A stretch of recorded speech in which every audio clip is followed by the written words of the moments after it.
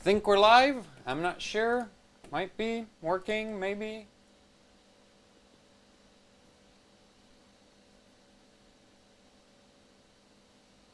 Oh, better mute that before I hear myself. Doesn't seem to be work. Now it is live. Cool. So we're up. That's awesome. On more or less on time. So basically, the plan for today is to overclock that. So we'll just go through it, and I'll talk sort of about the benchmarks and the hardware as we go through it. So let's get this. So obviously, the big blue card is the VEGA Frontier Edition. I am not actually going to be doing much to that card, really. Right now, it's power limited, voltage limit. Well, you can't BIOS mod it because AMD's added some new safeties. So basically, if you try to flash a new BIOS, it blue screens on you on boot up. What else is there? It's power limited really, really badly as it is. The stock cooler sucks. It really needs to be on an AIO, which I've zip tied an AIO to it for a little bit. And then I took that off again because it's way too clunky when just working with it. It's just it's good for short tests. It's not that great for I don't want to run a session on it. Right now at least not. And yeah, basically I might run some Unigine Heaven, which will actually run on this card. Might break 7K because that's basically a CPU benchmark at this point, and this is around the performance of a 1070 to a 1080 if you kind of clock it up a bit. We'll talk about more detail later in the video. The motherboard is the Maximus 9 Apex, so we've seen this before. It's the Z270, really best LN2 arguably the best LN2 overclocking motherboard. For memory, I'm using the usual Team Group T-Force Extremes. Today, I'm probably just going to have them around 3866, 12, 11, 28 timings with 1T. And the CPU is a 7700K. The idea is that we go quickly to 6 gigahertz and then sort of go for 6.5. And that didn't latch properly, so there. And then hopefully go from there to 6.5. I don't know. The CPU might hit 7, but that's pretty rare, even on 7700Ks. You need to bin a few of them to get a chip that good. So basically, I'm just hoping to see around 6.5, 6.7 sort of range clocks once I have the system all the way down. I'm going to bench a bit of Cinebench 11, Cinebench 15, a SuperPi 1M. It's been mostly just to get sort of used to working with the Apex on liquid nitrogen, because I've not actually run this board on liquid nitrogen at all. I've very recently insulated it, and you may notice I have taken off the VRM heatsinks because they, quite frankly, are completely pointless on this board for Z270. And also on liquid nitrogen, it actually freezes through the PCB, so I don't need the VRM heatsinks, and they just sort of get in the way. And I've also heard from other overclockers that if you're running long sessions, you just end up with water building up on the heatsinks anyway, so it's just that there's no reason to run them. So there's no heatsinks on it. Insulation is the usual, just plasti dip. So I think I'll just fire up the system from here and go from there. And, well, actually, I'll first need to grab some LN2 and then we can fire it up. Oh, and for temperature monitoring, I'm on the ROGOC panel again. And then there's this PSU running the fan for keeping the vapors from coming down on everything. So, yeah. Damn it, stop. This thing's so clunky. That reminds me I also need that. So, that's sort of the plan. If everything goes well, I kind of want to switch to, well, I'll run Unigine Heaven on VEGA. If that goes well, then I'll probably switch to running Unigine Heaven on the Fury cards, 3 of them. Not 4, because there's one of them's still in my main PC, so that one's not moving during the stream, but I do have 3 of them lying around the place, so those are free to use. It's just a matter of changing the drivers at whatever temperature I end up at. It really doesn't matter. I do that so often at this point. It's just oh yeah, install drivers under minus 170 or something like that. So the interesting thing here is the Apex has a sort of cold bug killer feature on it. And it actually has a bunch of like specialized LN2 stuff, including the little LN2, what's it called, jumper. So you need to move that to enable a lot of the extra features on this board. But right now I'll just take it into the BIOS and pull it down to minus 120. That's around where the CPU should stop working, which is when I can switch it to LN2 mode and flick the RSVD switch, and theoretically it should post at that point. Right now it's already on the aggressive memory settings of 3866 with CL12, 11, 11, 28 timings, so that's why it's not posting that great. So I just safe booted it, so it's like a soft BIOS wipe. It keeps all the, like it remembers all the settings, but lets me boot. And did I forget to plug in the HDMI? Well, of course I did, because, you know, that's what I do. I forget to plug in cables for the display output. So I'll just quickly safe boot that again. So it wasn't actually the memory, that was just me being stupid. Great. I mean, that's, you know, normal start to the stream.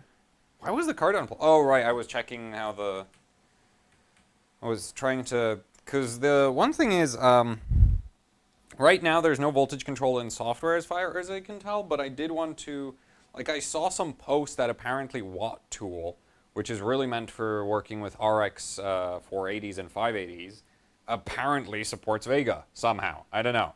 Shouldn't work. So I downloaded Watt Tool and I sort of started messing around with it. It doesn't look like it actually has any voltage control. Like it controls power limit fine. It actually is the only utility I have that can get fan control working properly. That's the only one I can change the fan speed with. Only upwards. It doesn't go down, so it's just like, yeah. Right now the software state for VEGA is just awful.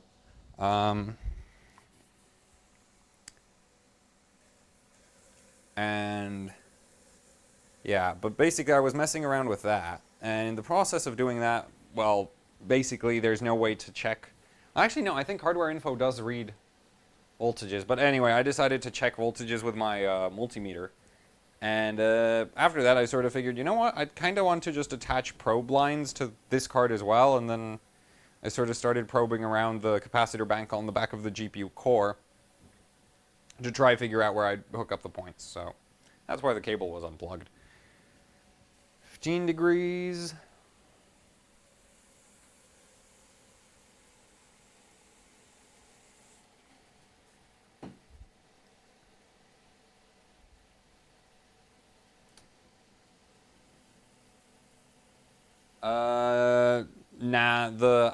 So I did tear the card down.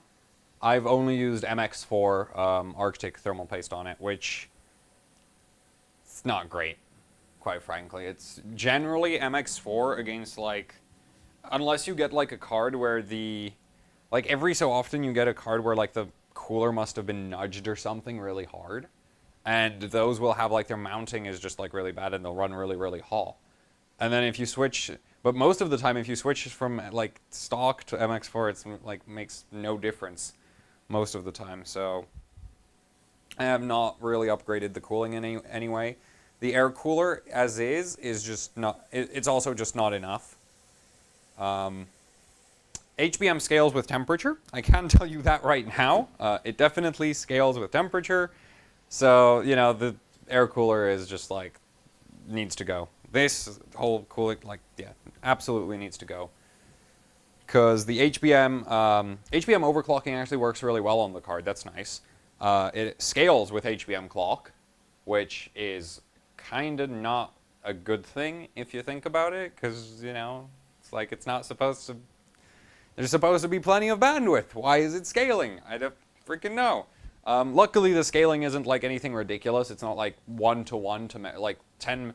Like a 10% increase memory clock won't give you 10% increase in performance. If it was that, then I would just straight up say that like the memory controller is completely just like awful. But you do get about, for every 3% increase in memory clock, you get about 1% increase in performance. So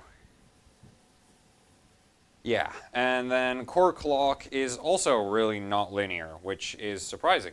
Because generally, GCN is, which actually, I think the core clock right now, this card rides its TDP like somebody revving an engine to the red line. It's ridiculous. So you max out the power limit on this thing, 50%, plus 50%, which gives you a 450 watt power limit. The card sits on 450 watts, which basically tells you it's not high enough. If you're sitting on your power limit through something like 3D Mark, then you know you're actually power throttling, even if, like, GPU-Z says it's running at 1600. Every utility says it's running 1600.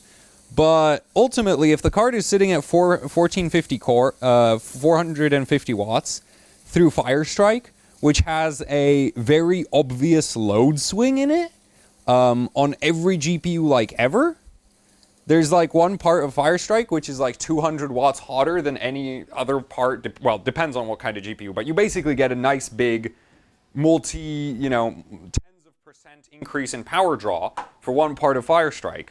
And if you're not seeing that increase in power draw, you're power limited. It's really simple. So the 450 watts that this card goes up to on its own, it's not enough. It's really not enough.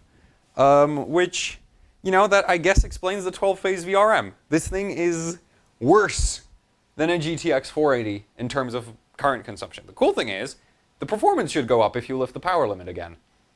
The downside is you're going to need a really massive PSU if you actually want to run this card without a power limit.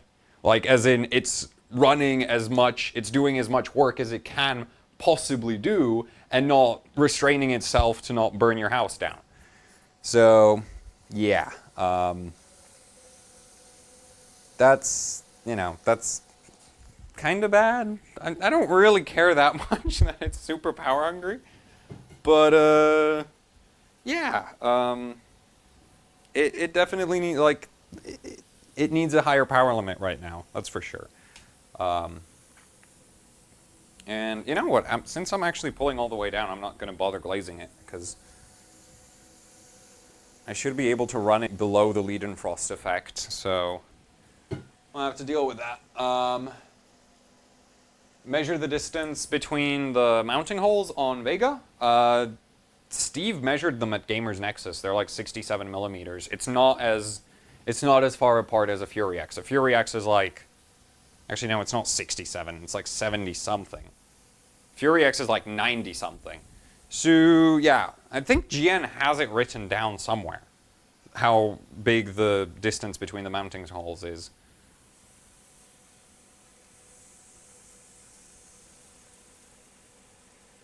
Minus 50.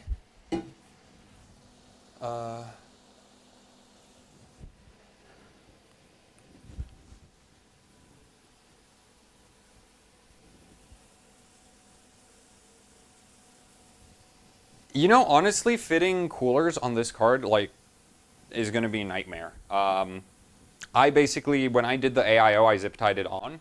That was the only way you're getting it to fit. Clearance for the AIO, if you're buying like a Kraken bracket, or like, the G10 brackets from NZXT or something like that, I don't think they'll actually work very well on this card, because with the zip ties, I'm not sure if it was actually tweaked over, but the base of the water block was bumping up against the inductors above the core. So there's a pretty good chance that the core, like, it was slightly off center, and just because I'm using zip ties, it isn't obvious. But if you were using a metal mounting bracket, that is just going to be that's not going to work out well.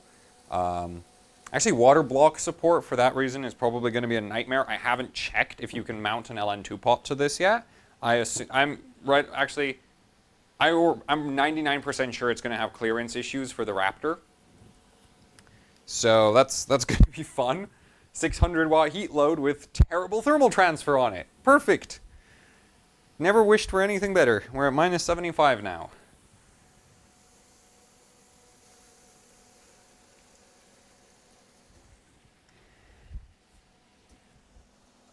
Full cover water block for the GPU. I don't do full cover water blocks because it's like, if I want to cool the core, a core only block will do that just as good as a full cover. And if you're going to cool the VRM, well, you just point a fan at it and it... What's cracking?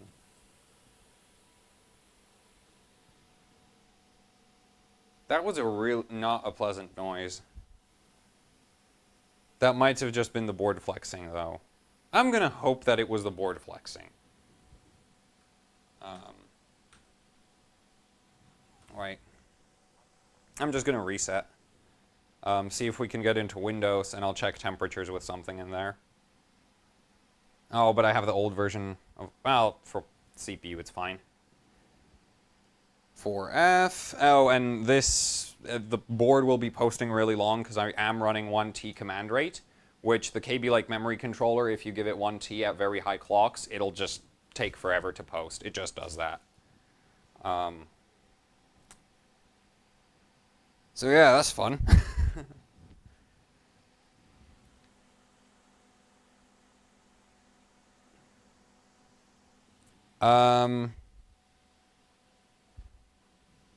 Easy 6 gigahertz, like, somebody's like, so much for easy 6 gigahertz. Oh, that'll happen. I'm just pulling down right now.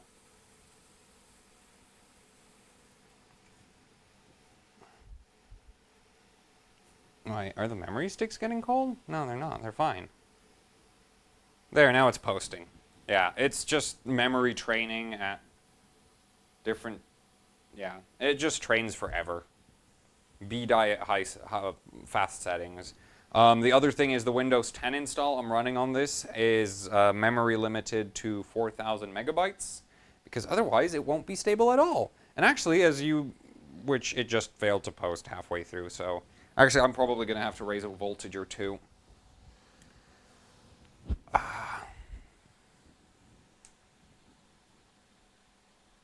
That's no fun. Safe boot.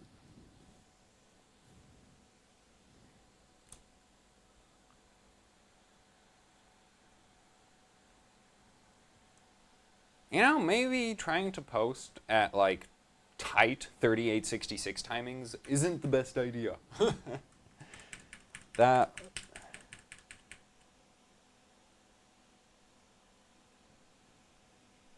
Still posting, though. Okay,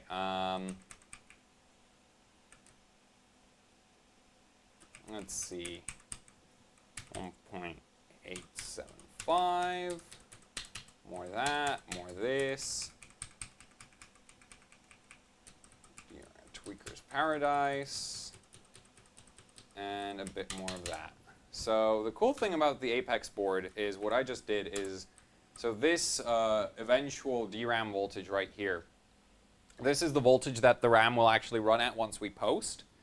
But while it's training the memory, it'll actually run at this lower voltage right here. And for some reason, that makes it post better. Like, that literally makes it possible for you to pass post. Like, you'll pass the memory training of the post process on lower voltages than what is necessary for stability in Windows, but high voltages won't pass the training process. So it's like, yeah. So basically, you need to do this for stability. Well, it helps stability. I don't think right now the settings I'm running it's actually necessary, but at 40, like above 4,000, it really, really helps. We're at minus 80 right now. Pull down a bit more. Because really, I shouldn't have problems with like cold bugs or anything until we're at around a minus 100 and 120-ish. It varies from CPU to CPU. Hopefully the CPU will be one of the ones where you flick the RSVD switch and everything works, because the biggest problem for today's stream is I can't get my hands on the guide for LN2 overclocking on the Apex. There we go. Now it's actually working. We're going to get into Windows. And we're at minus 100 now. There we go. And let's get some kind of temperature monitoring utility. Basically, I just want to check if because I heard a few cracks coming from it as it was cooling down.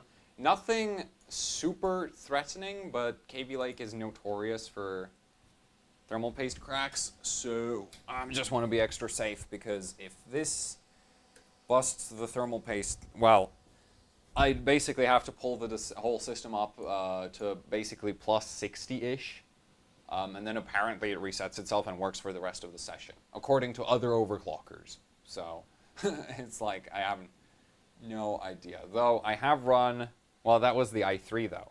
On the i3, I've never had an issue with cracking so far, but I've not run the 7700K, and this is higher heat load, so which one of these? That one's 2017, so I'll just install that one.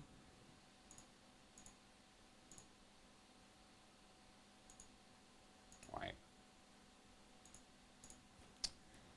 Go. Oh, damn it. Why is it that the core temp freaking installers are always plagued full of crapware? Whatever. Well, that looks just fine. I should have gone for hardware info, except that, like, the thing about hardware info is opening it takes a month. We're back at minus 80, because the CPU is at 5.4 gigahertz, 1.5 volts, so it does put out a good amount of heat. Let's run Cinebench.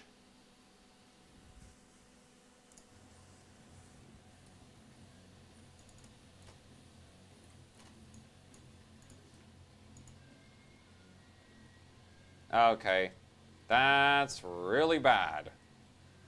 Those are positive. Those are positive. Damn it! Oh well, we're warming back up. Yes, please stop. Great, okay, we need to pull it straight back up.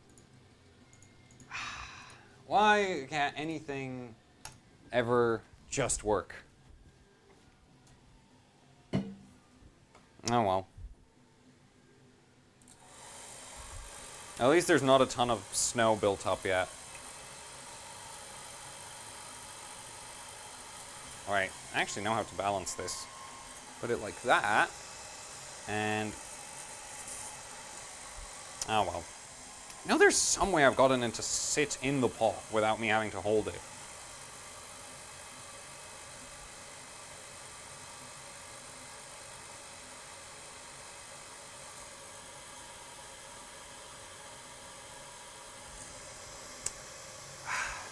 At least this is not the Raptor 4, because that thing takes even longer to heat up.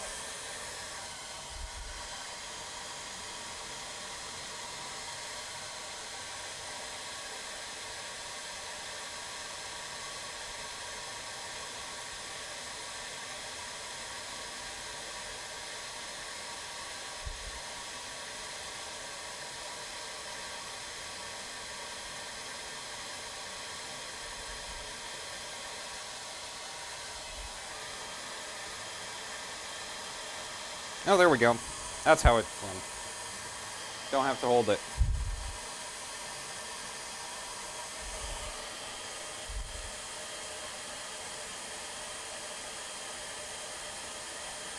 Minus 80.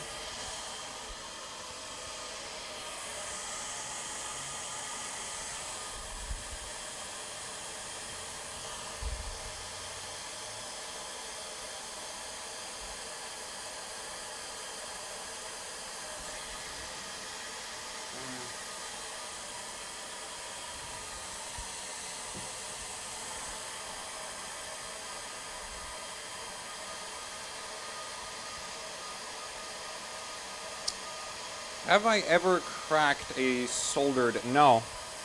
I've never, like, the thermal paste cracking thing is actually really, really new. And it's pretty much just Skylake and Kaby Lake that do it. And it also happens on some high-end GPUs. It's pretty much the only places you'll see it. I've heard that apparently solder can, under LN2, behave weirdly, but like, all the AMD stuff I've had is just, like, doesn't complain at all. So, I don't know.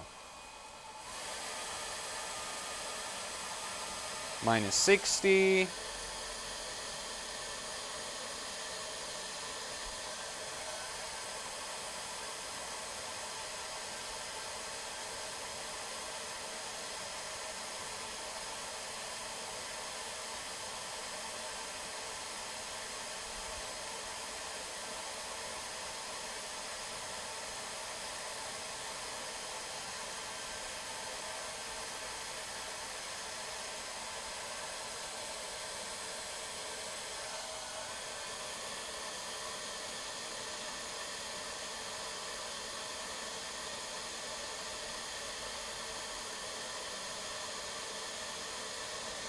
I wonder if it might be...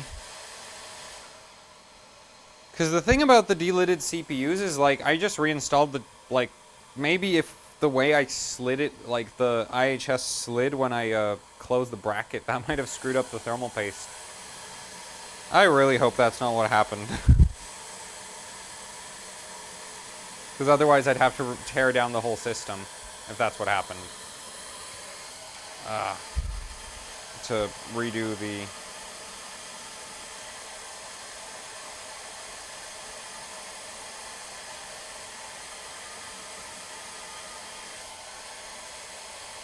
Minus 45.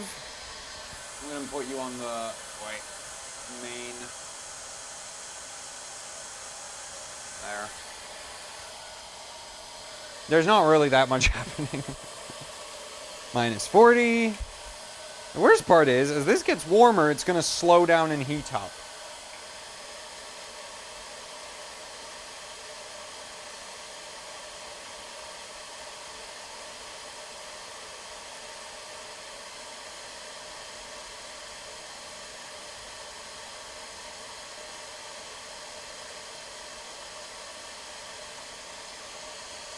$36.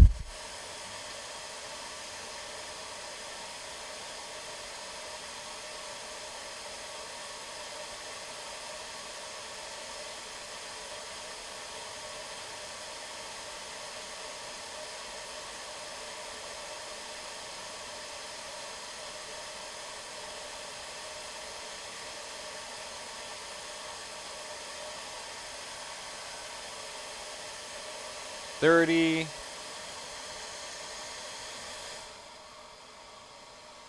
think at around this temperature, Cryonaut like recombines, so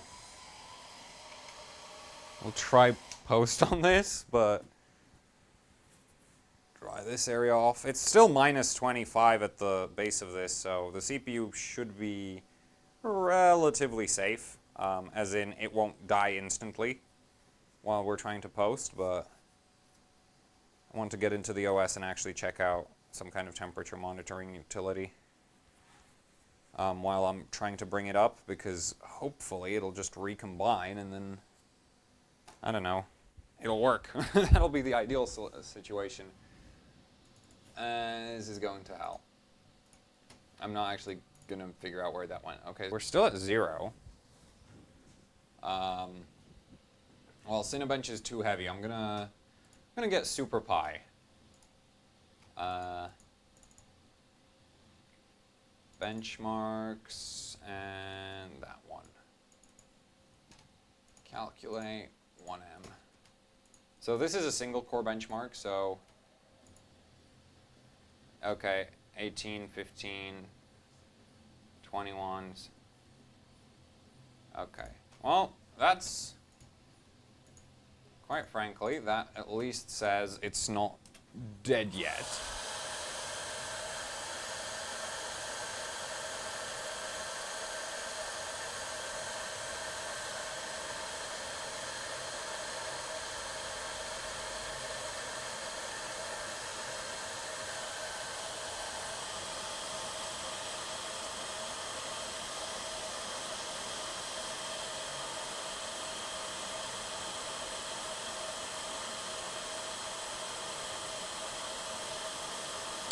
Minus 10.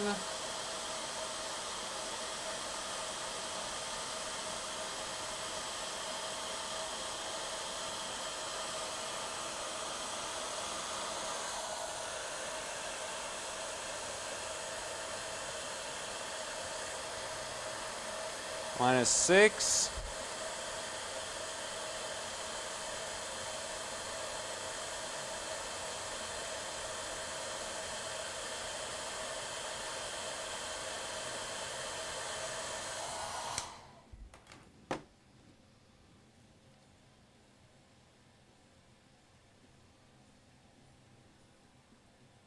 I'm just going to let it warm up on its own at this point.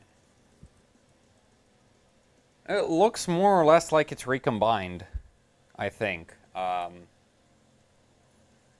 think 40 degrees, it's It's like, that's reading 0.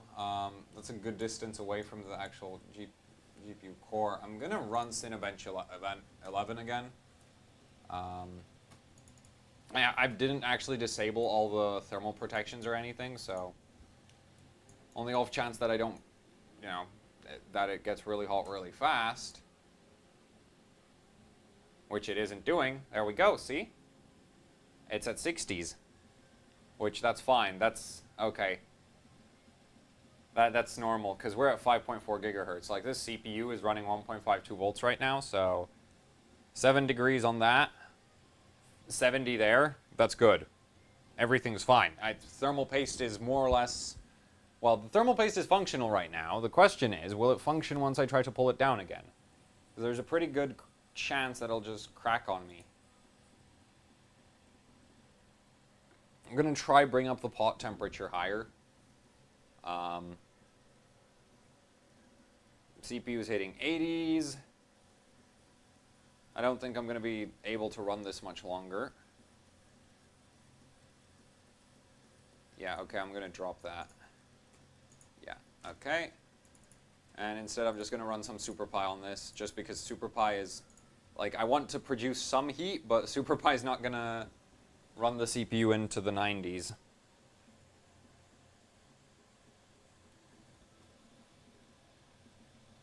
Actually, 15 on that. And this overheated again. I love you, hairdryer. Ow.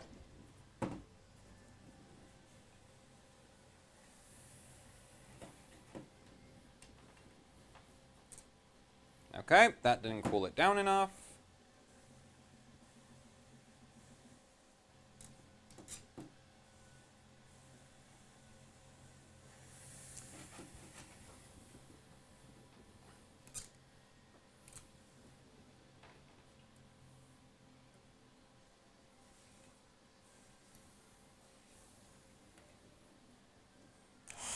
There we go, hairdryer's back online. Ugh.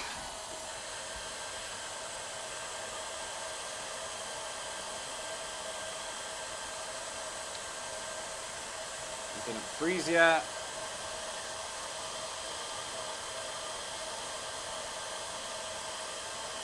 I want to get it around to where I have the thermocouple here reading 30 or 40, and then I'm going to pull back down. Goody. Ugh.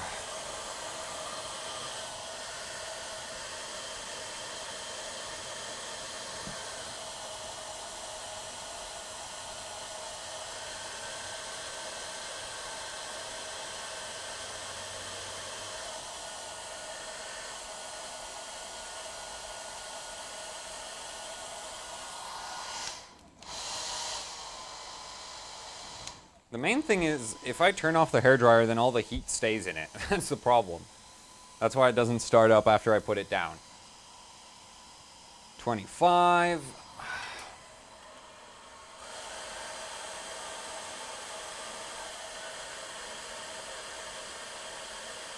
26, 20, come on, give me 27. It's still running. I'm surprised. I didn't think it'd be this stable.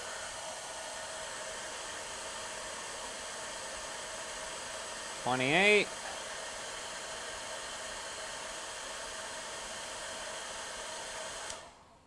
29.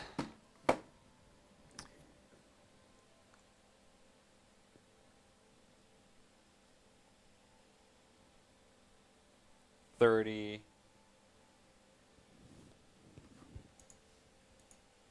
I think I'm going to start pulling it down again at this point.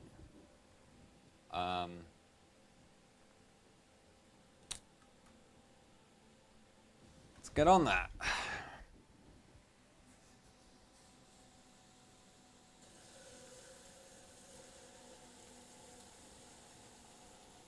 This time I'm going to try slow down on the pull down to avoid busting the thermal paste again. And if I remember correctly, it cracked around in the minus 70s range, so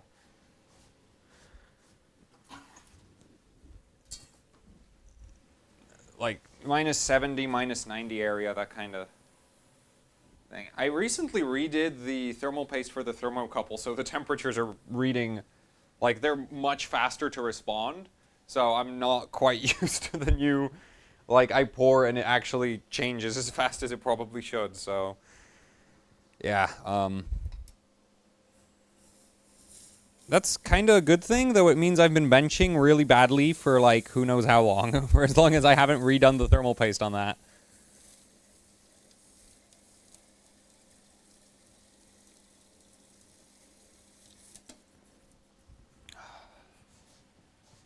Okay, it's 12 right now. Alright, I'm getting 30 C, no, that's about 8 degrees delta at idle. Yeah, okay, that sounds good.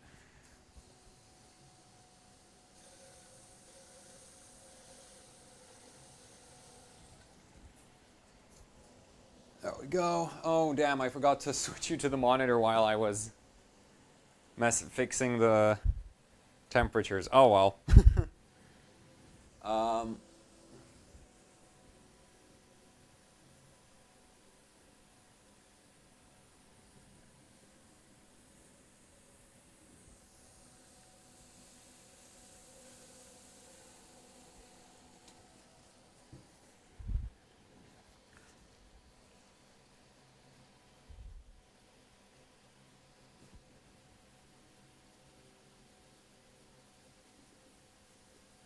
I have not been, somebody asked how many electrical shocks I've gotten.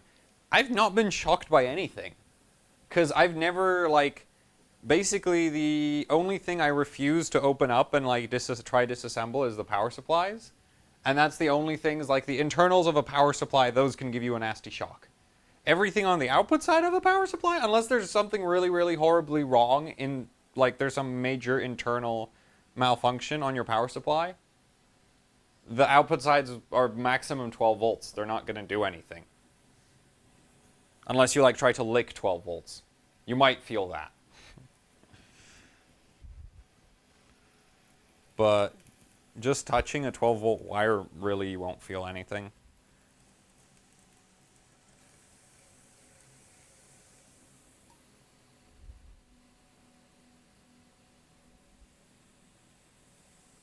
What temperatures am I reading? Oh, 0. Okay.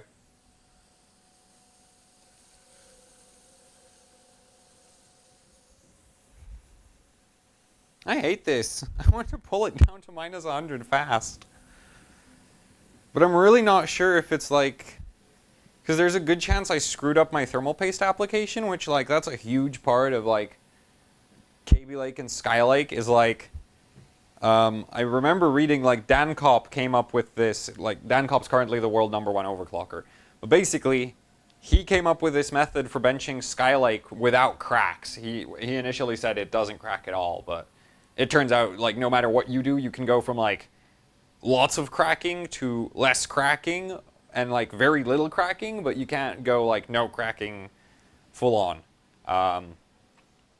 Or at least, like, there's guys that say they can run with no cracks, but then there's also, like, recently there was Splave and Ralph both published basically data on thermal paste cracking and, like, thermal paste performance on Kaby Lake and, yeah, on Kaby Lake.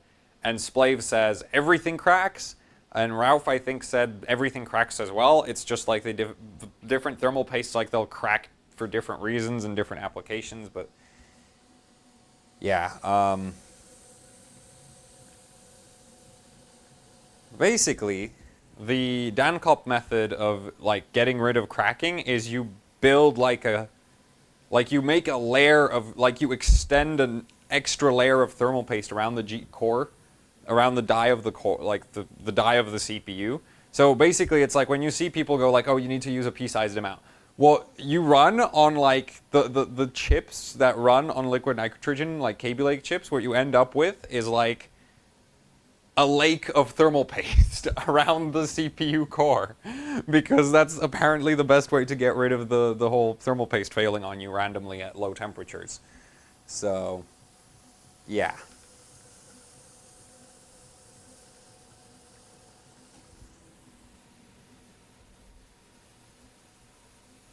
That's super not fun. The other thing that does this is GPUs, but there's no kind of I've not heard of some weird application method to make it less on GPUs. With GPUs, it's basically just, I actually don't know. Like the 1070, I've had it crack once, and once only. So, you know, I can't really say I know what kind of pattern it follows. Because it's not like I have test results for like, oh yeah, this caused a crack. This didn't cause a crack. And really, that one cracked again while it was idle, so.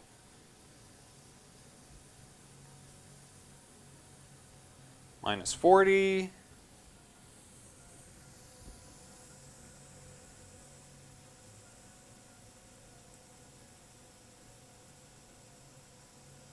$42. You know what? Now that I have the thermocouple properly attached, I'm starting to realize this LN2 pot is a lot faster than I gave it credit for.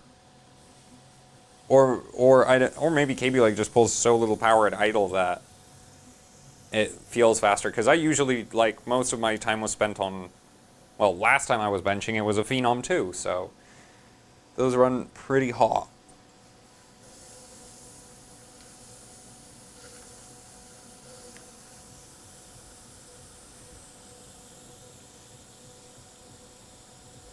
$45.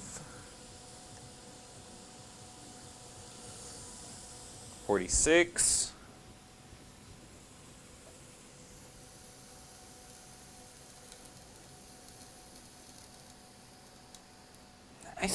I'm hearing I'm gonna just quickly run Cinebench, because I think it might have just failed again. Like, that is not something I'm used to hearing.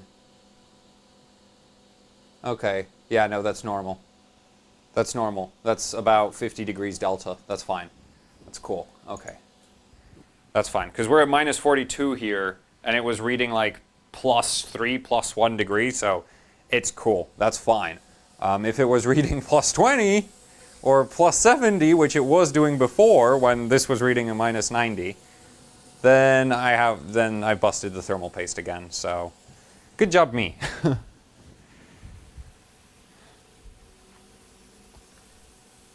Minus 50. So I think I'm gonna go in like steps, and the thing is, running Cinebench is one of those things that causes the thermal paste to crack like very often, because Cinebench is really, really high, like it's relatively high load. It's one of the hottest benchmarks on HWBot. So it's like thermal paste dies on XTU, thermal paste dies on Cinebench, thermal paste dies on, I think maybe Geekbench as well. Like there's a few benchmarks where it's like, oh yeah, this is probably gonna murder the thermal paste, which is just like really great. The problem is I have bits of ice down in the pot, so because when I warmed it up, water got down there, so now I have ice down there, and that's making a lot of noises. 55.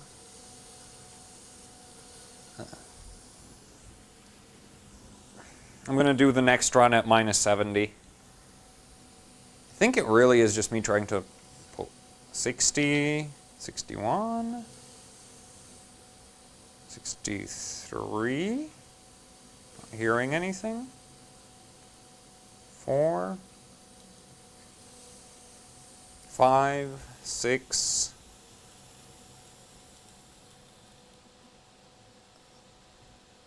7.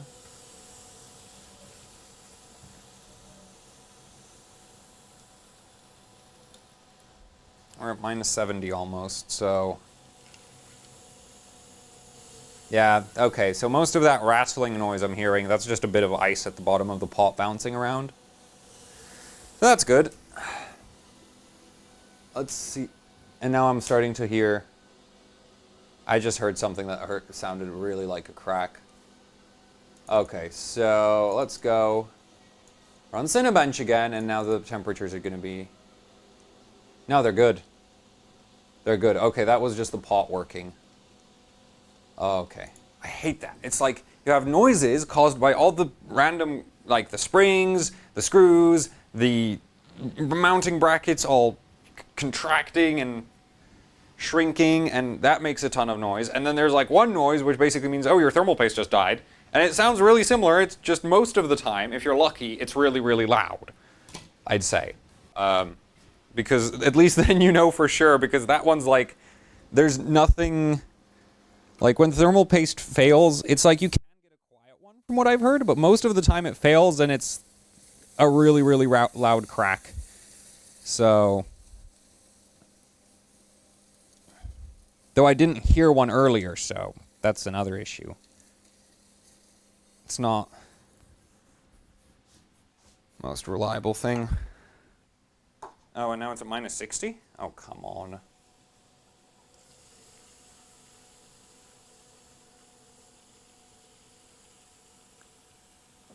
$62, 3, 4, 5.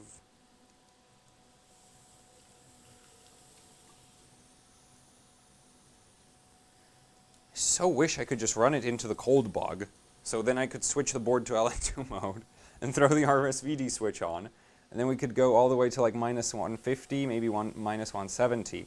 Because the thing about the RSVD switch is it doesn't completely remove the cold boot bug, it just shifts it down, and on some CPUs it's gone completely. On a lot of CPUs you end up with a CPU that, like, normally, if you don't have a motherboard with a lot of extra voltages like the Apex, and something like the RSVD switch, well, basically, if you have a motherboard with the right voltage settings, you can basically do the same effect as the RSVD switch. Because the RSVD switch basically is a hardware toggle to preload a bunch of really, really high voltages to get the board to post at very low temperature. There's boards, obviously, without this switch, where you have to just configure your voltages manually. But you can basically shift the cold boot bug and the cold bug down. And you can, on some CPUs, the cold boot bug disappears. And you can actually fine-tune the voltages beyond, like the RSVD switch just like sets some preset, which is, it's like automatic overclocking, basically. It's almost as bad in terms of settings, apparently. Like, I've not compared a lot of different CPUs and stuff, but apparently the RSVD switch, the settings it loads up are like, they work, but they're not exactly like refined or anything. They're just like, they work. And that's about the only good thing you can say about them.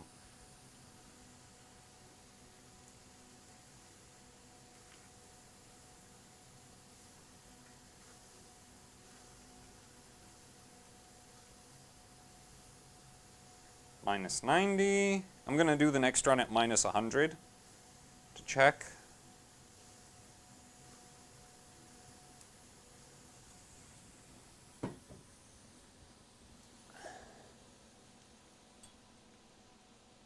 Minus 100, coming right up. I haven't heard anything, but I just want to make apps. Well, it didn't actually make it to 100.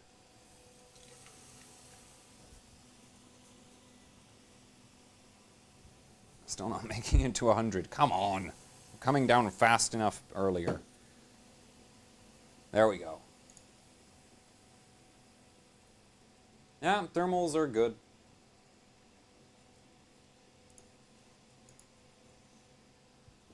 And here we go for cold bug now. Which hopefully, when the system shuts down because it stops working, that won't trigger it to crack.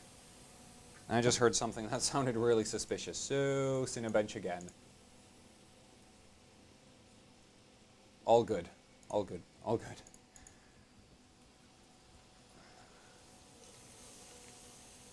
KB Lake is going to make me paranoid. I'm going to eat chips and I'm going to start thinking about checking Cinebench. Damn it.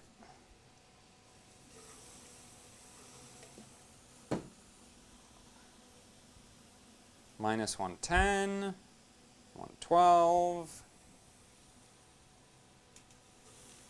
I heard something that sounded like cracking. Get Cinebench running again.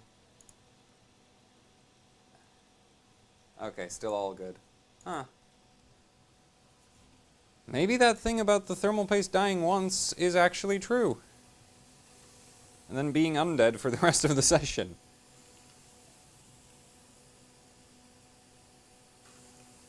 Okay, minus 16. The screen should be going black any moment now. 17, 18, 19, we're not at 20 yet. 20. I just heard a really, okay, well that sounded bad. That sounded really, really bad just now.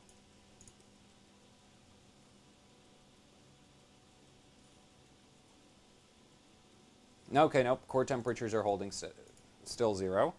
Minus 16 now, well, minus 116.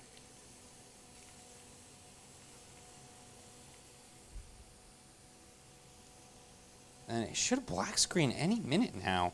Like, we're literally, like, the i3 I know on the Z270 ITX board from Gigabyte, that one dropped out at minus 125 or minus 130, so. Minus 123, minus 1, 2, 4. 1, 2, 5, 6, 7.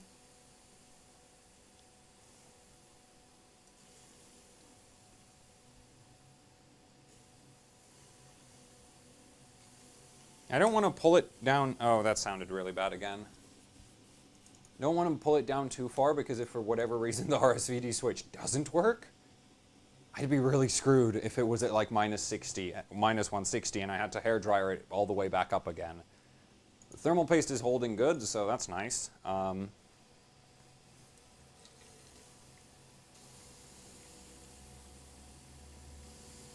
is this not turning off yet? I'm gonna need more LN2. Minus 30, 2, 3. What the hell? Should this not be shutting down now? 3, 4, 3, 6, 7, 8. Come on, 8. Minus 140. What the hell?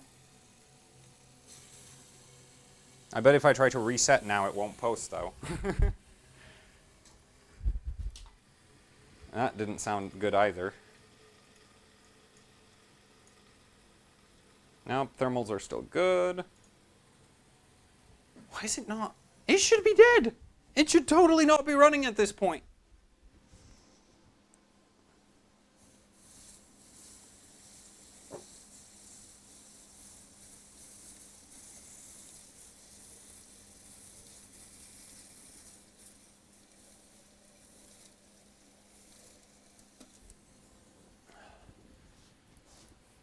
Okay, well, I guess we're going further down.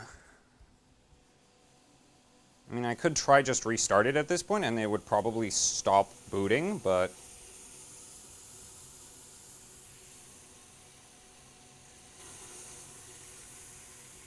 Okay, well, Leidenfrost effect just gave up.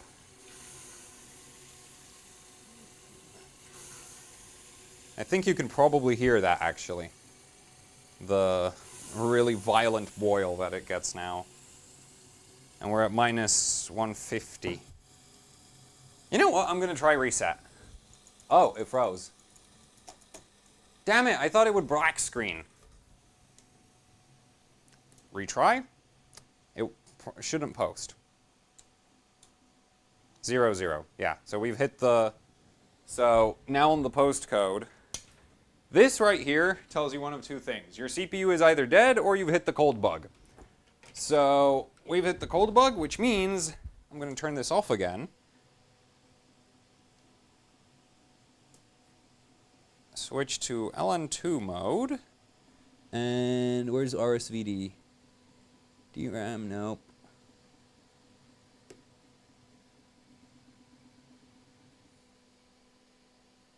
One of these is RSVD. Oh, this one. There. Oh, see, now it posts. Kinda. It just didn't.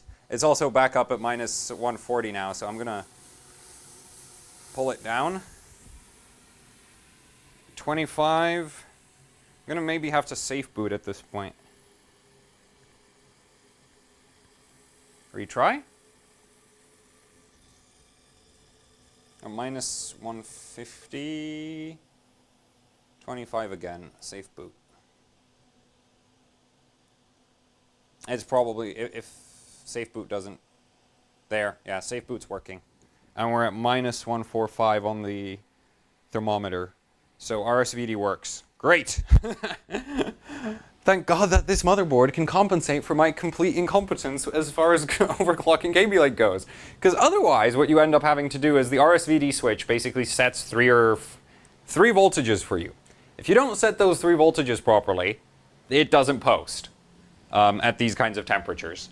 So, yeah, that is just like, you know, make your life suck less for overclockers. Let's go 5.5. Nah, let's crank it up. Okay, let's not crank it up that fast. Also, the memory is evidently really unhappy, which I wonder if that's because the memory is cold. No, it's not that cold. But we're just gonna bump everything up. Actually, 1.75. And this should post. Don't throw a 25 at me. I don't know what a 25 means. Oh, wait, I manually set PLL termination, didn't I? Give me a second.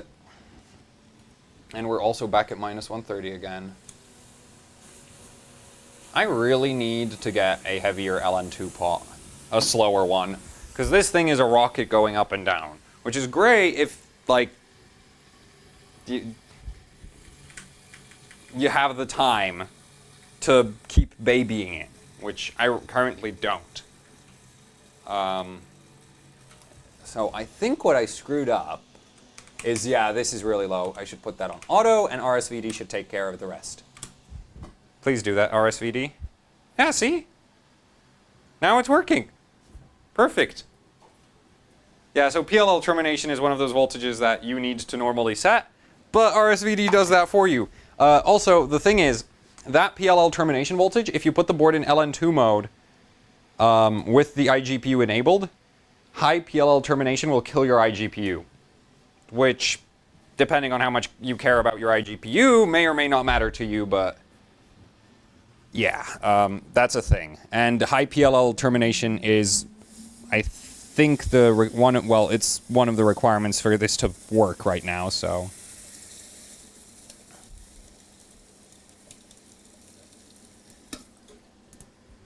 Why is it boot looping? Also, why is the temperature just rocketing upwards? Might have set the clock too high.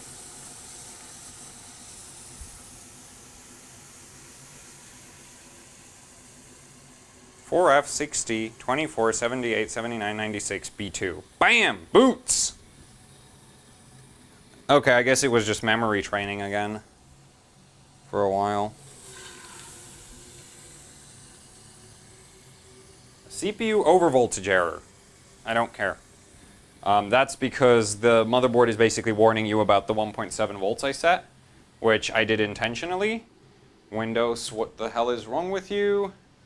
Your PC device needs to be repaired. Okay. Enter to freaking hell. Don't tell me the OS corrupted last time it crashed. That's ridiculous. I mean, when I finally got it to cold bug at like...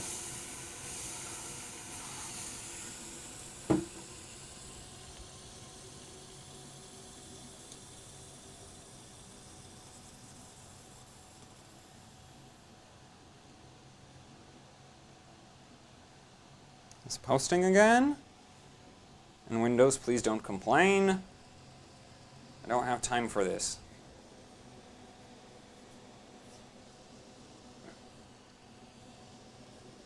Don't care.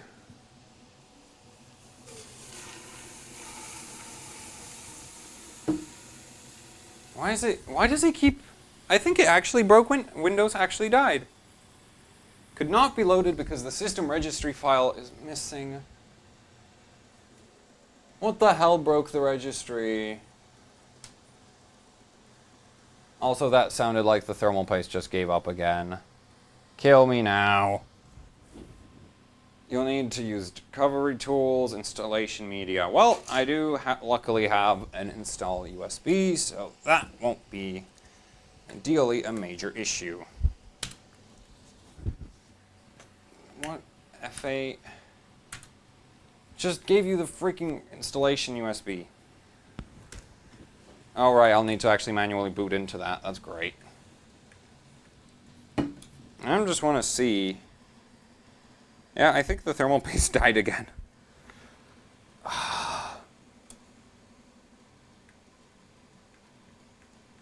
Because I'd expect the temperature to be changing on that thermometer faster.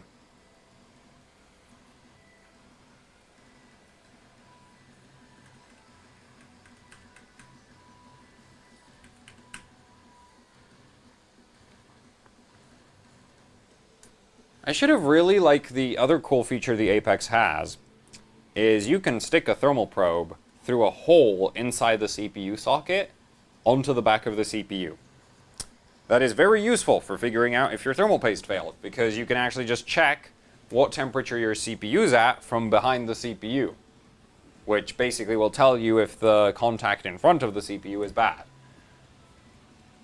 But yeah, I didn't set that up, so that's not going to be an option. That's great.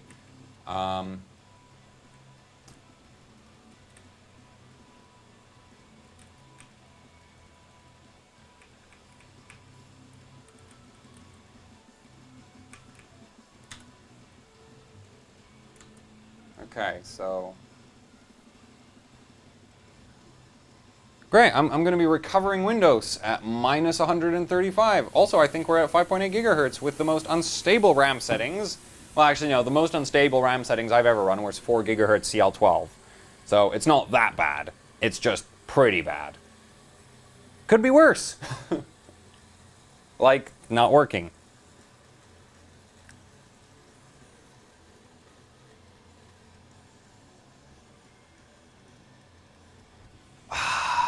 Why? Okay, I'll safe boot it, and I'll do everything with safe boot enabled, because that'll keep me at, like, safe settings.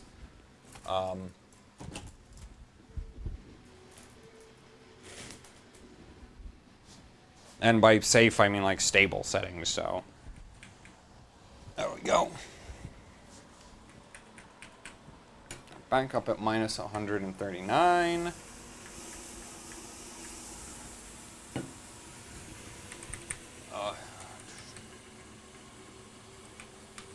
Which one of these do I need to try boot into to get the freaking startup options? Press any key to boot from USB. Yay, I finally got that.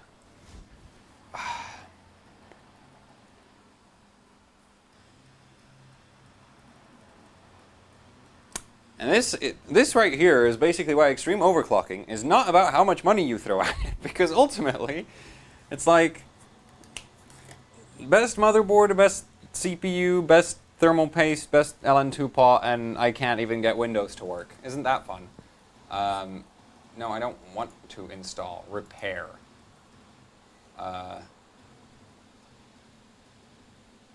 What? Wait, did it fix itself?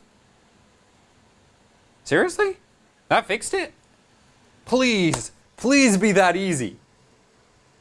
I've never actually had to recover a Windows 10 install. Usually because if they throw me an error, I can't get them to pass quickly, I just throw them out, so. That's a 55, okay. I'm just gonna safe boot it again.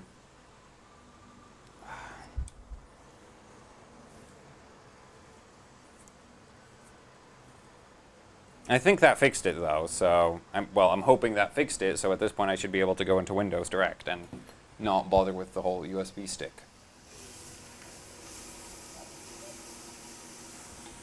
There we go.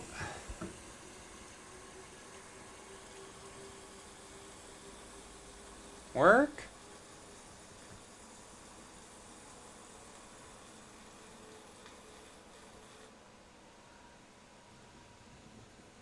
I think it works.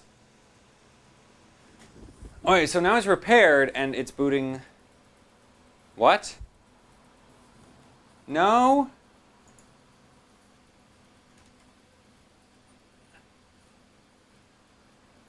Oh, okay, so I guess it's fixed now and it's still trying to boot the stupid USB. Right, which, okay, well, now it'll try boot 5.8 gigahertz, hopefully we get all the way to the operating system and run a benchmark before the thermal paste explodes.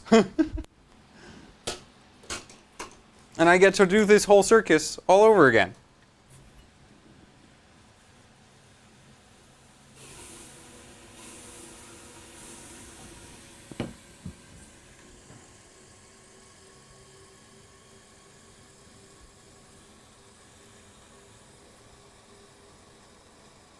I need to tell it to ignore core voltage so that it stops throwing that error message. What the hell? So it wasn't repaired. You stupid pile of garbage lied to me.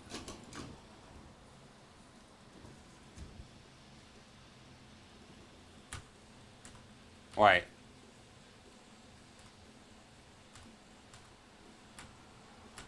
F8 worked. Why doesn't it work now? Oh, damn it. Enable debugging. Enable boot logging. Low resolution mode. Safe boot. Disable every launch anti-malware protection. Disable driver signature enforcement. Enable safe.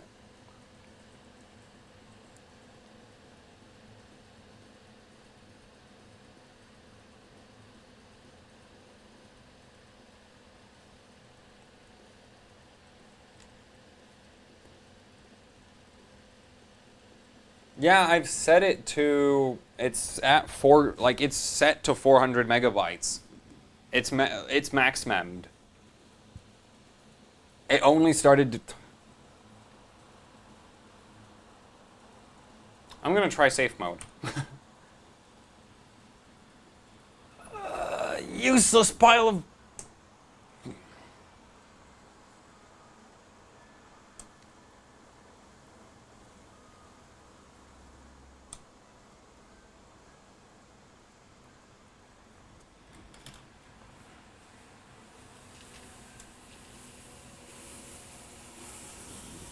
I don't have any other Windows 10 installs.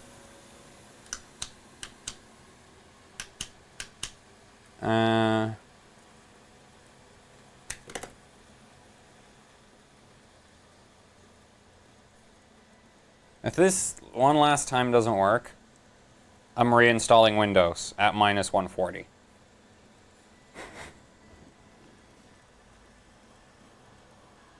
Because I think that has a greater chance of success than me recovering this version.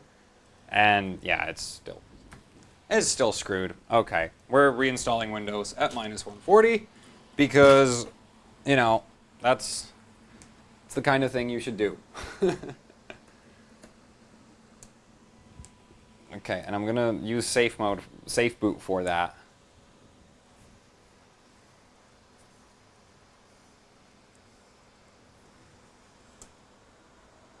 Said safe boot, idiot. Safe boot.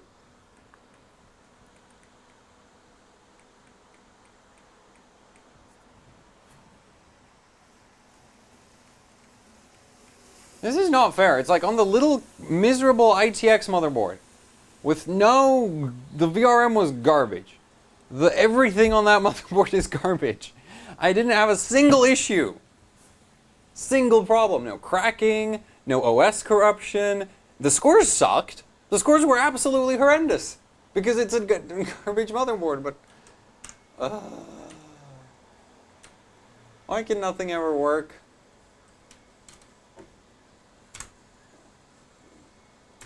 Okay, at least the BIOS still works. Press any key. Cool.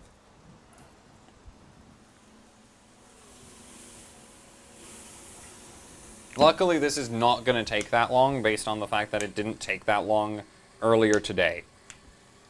So, yeah. Install now.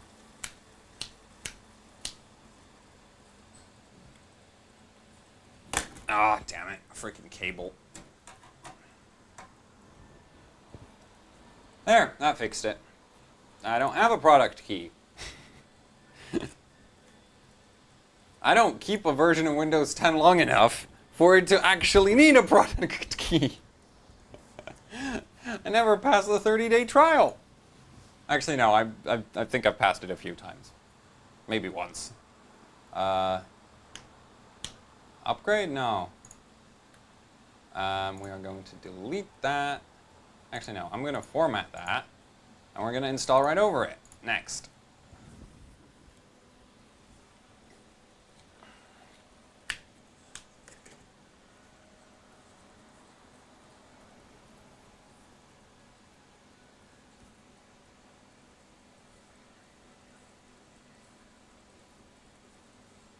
I don't need a key for Windows 10.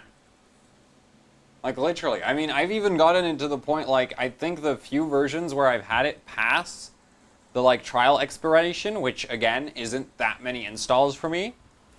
On those, I swear I found a setting which basically lets you make it look like it removes the whole not valid version sticker thing, and past that, I don't care.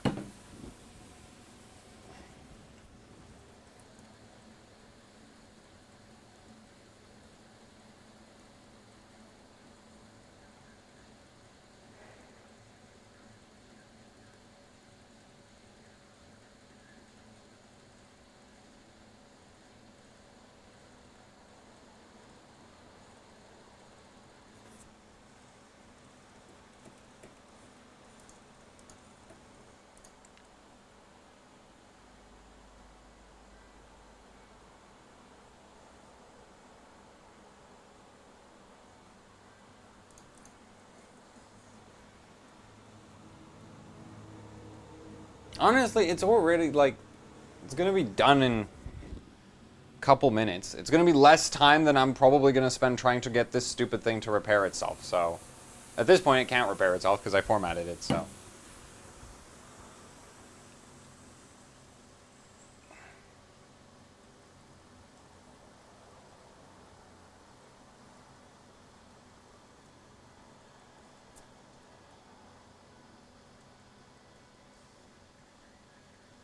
Also, it is in safe boot right now, so it's not actually overclocked. It's not at 5.8 gigahertz or anything.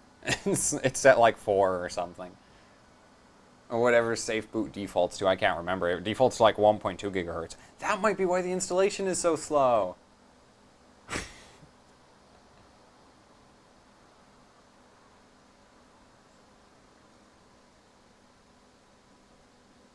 Honestly, the wasting LN2 on Windows installation, it's like...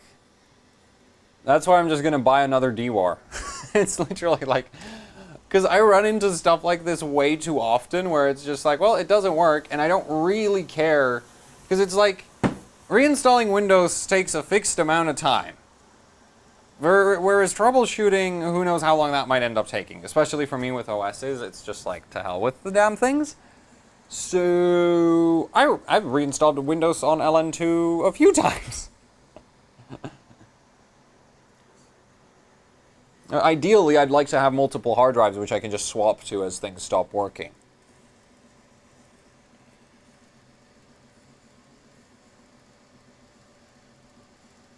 I don't need... Why does everybody care about a Windows key? Why would I use it on some random installation that I'm going to kill in 24 hours, probably? That's the other thing. It's like, these are literally expendable Windows installs for me. I don't care to have them activated. Oh, oops. I'm slower than Windows today. Oh, wait, now it's going to try boot full speed. Oh, whatever. It'll pass the rest of this. My 5.8 gigahertz is so stable, it's going to finish the rest of the Windows install process, the activation process, and it's going to install the AMD drivers. And then it's going to stop working. Assuming it even posts.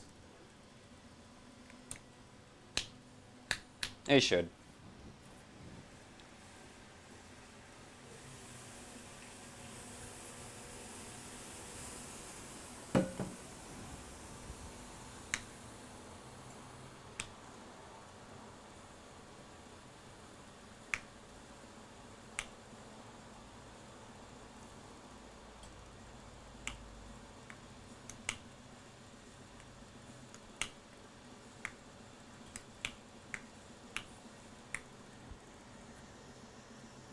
MS won't know that I'm running without a Windows key because this motherboard doesn't have internet enabled.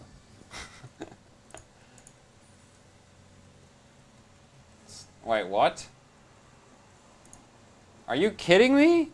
You stupid pile of garbage. Okay, wait, I want to check what the hell is... It probably just...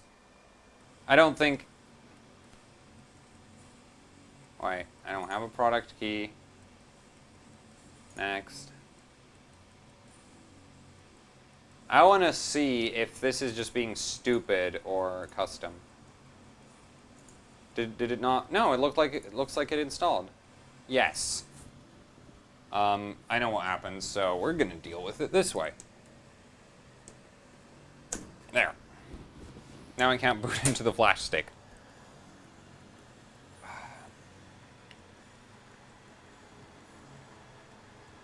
Now it will please work. So I can just drag a Cinebench folder onto the desktop and run Cinebench.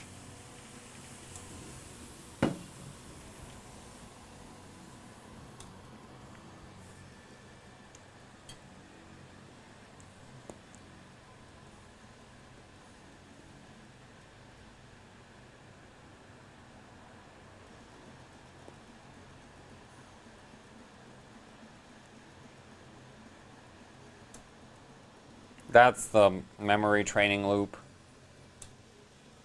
I'm not even sure if the motherboard's supposed to do that, but this one, for some reason, goes all the way to the 60 postcode and resets, and then goes all the way to 60, resets, and then it finally posts. So this is kind of expected behavior for me. Yeah, there. See, now it's posting properly. Also at 5.8 gigahertz.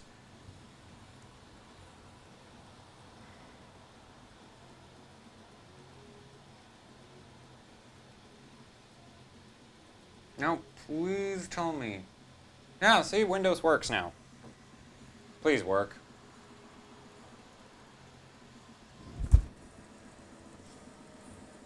What did I ever do to you? How can it be...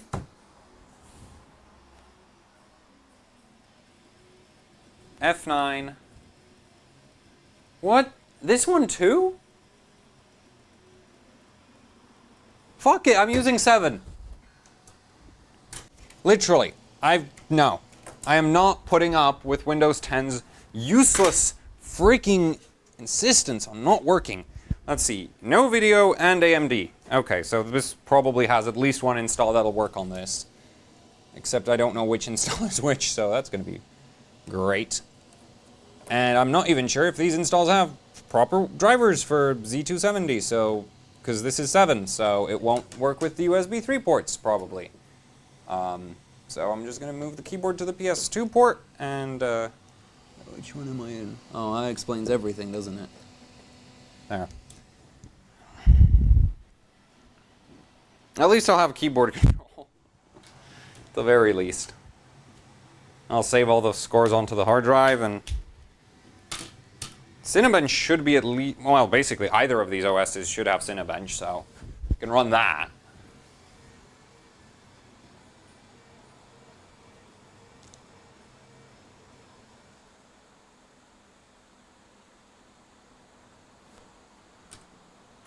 And what? Why does the keyboard not work? You've got to be kidding me. Come on! Okay, well... Mouse seems to maybe work? Oh! No, Z270 has, like... Why is Windows loading files?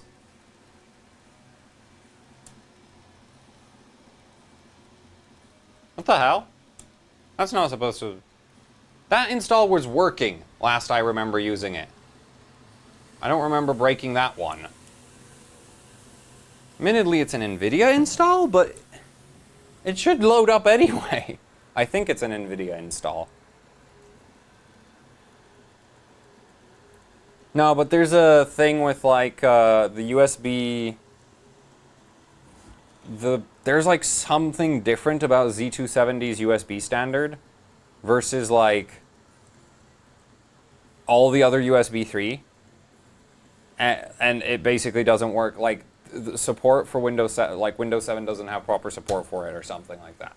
I can't remember the details. Why is this one doing this too?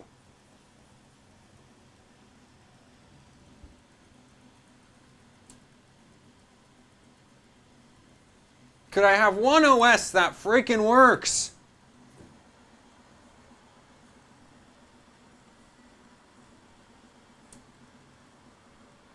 Okay, I'll safe boot it.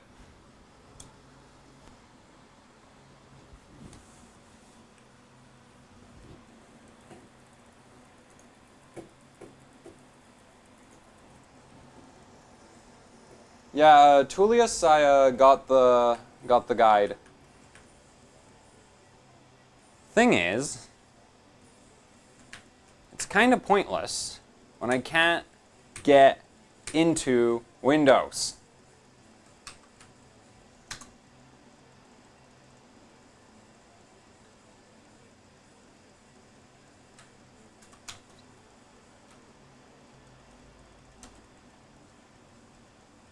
Wait, why is it now working?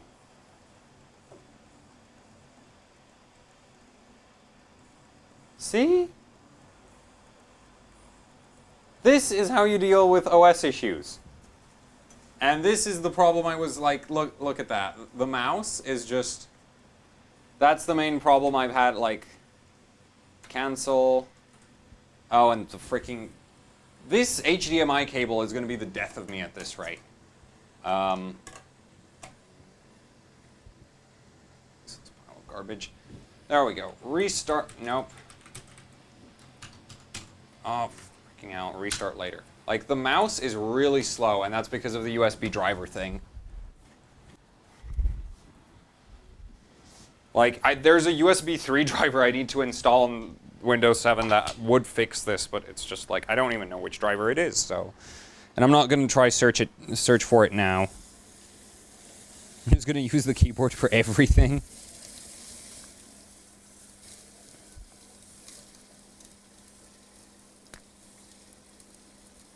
So that Windows adventure right there cost me not even a liter of LN2, so that's not that bad, really,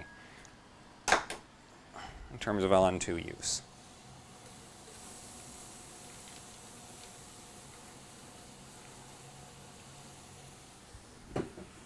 This Windows install actually has everything on it, without all the random crapware. Core temp.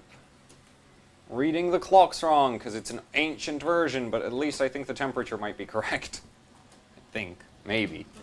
If I'm lucky, the temperature might be correct.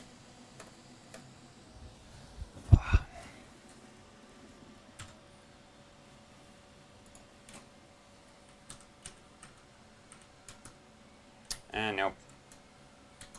Wait. I just plugged in a flash stick. Why is it not picking up on it? Wait, is these ports that work? Right. Or, no, the mouse is still slow as hell. And I can't get the USB flash stick to pick up at all. Great. So, this doesn't have, I think, what version of CPU-Z is that? Because that's right now that's 7.8. Oh. I need 7.9. And we're at 2.2, right? Because I think we safe. Right? Did I safe boot it? I think I did. Oh, I'm.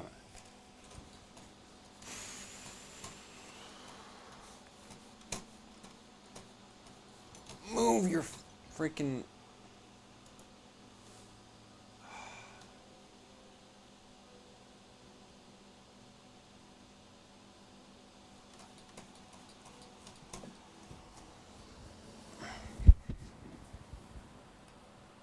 I should have formatted, like when I did that Windows 10 install, I should have just formatted the entire hard drive.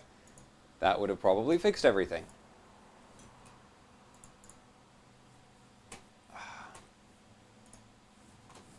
And this won't pick up the flash stick, which is just, that's amazing. How do I solve that? Because I can't put drivers on this. Because I literally, like, can't get the USB ports to recognize anything except, like, the mouse and keyboard, which I'm surprised it even does that, because it's supposed, like, you can't get it to recognize them on install when trying to install Windows 7, so that's great.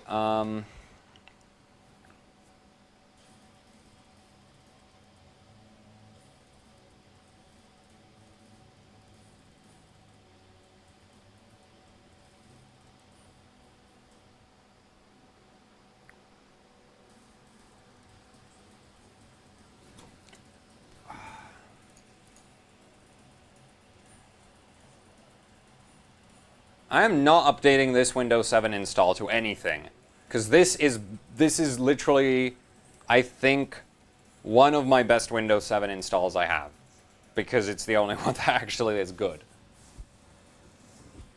What? No, the mouse is fine in terms of DPI. It's literally, it's just the USB driver on this thing is, oh, and now the mouse dropped out completely. Perfect. No, like Z270, literally, like, I read about it, like, Intel dropped the control, like, I could probably find it on Google if I spent 6 seconds on it. Actually, I'll do it. Z270, Windows, actually, wait, Z170, Windows 7 USB support. Intel Skylake removes support for USB-based Windows 7 installation. And basically that breaks everything else with it. So that's great.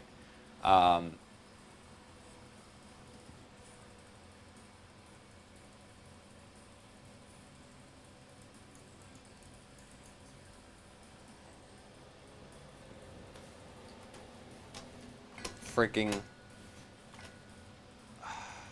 Because it won't even, like, it's like, oh yeah, the mouse is slow, but it won't pick up on any flash stick I plug into it either, so... I'm surprised the keyboard works. That's great. That's really great.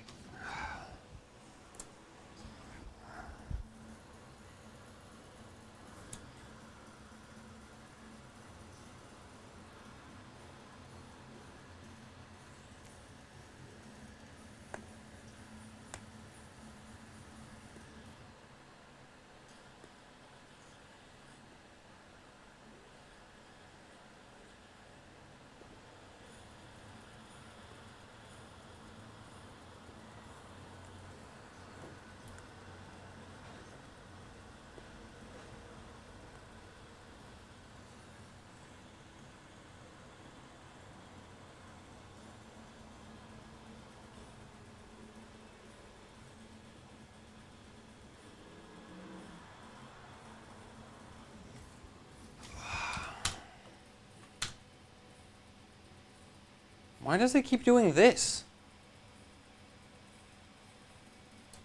Like, this is an install that basically lives on X99 most of its time.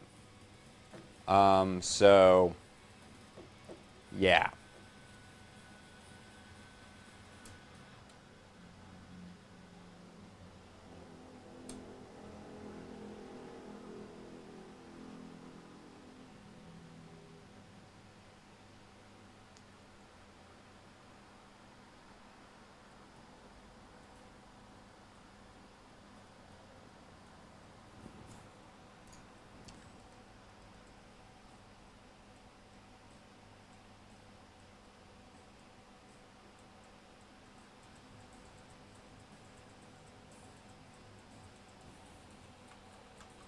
I can't rip anything from anywhere because I can't get USB support.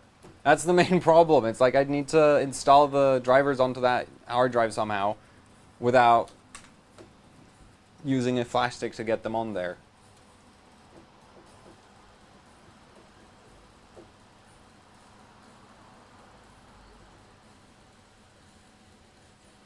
Trying to think of a...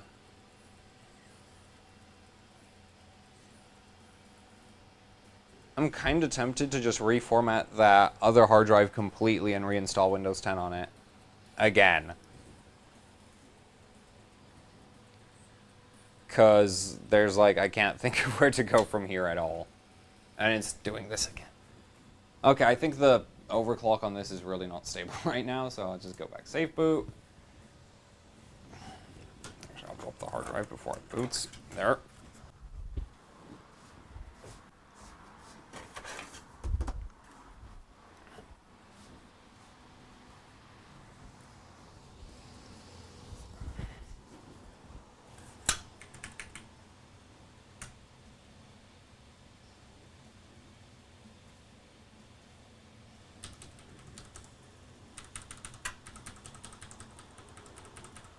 Main problem is those memory settings. Oh wait, that won't work. That won't work at all.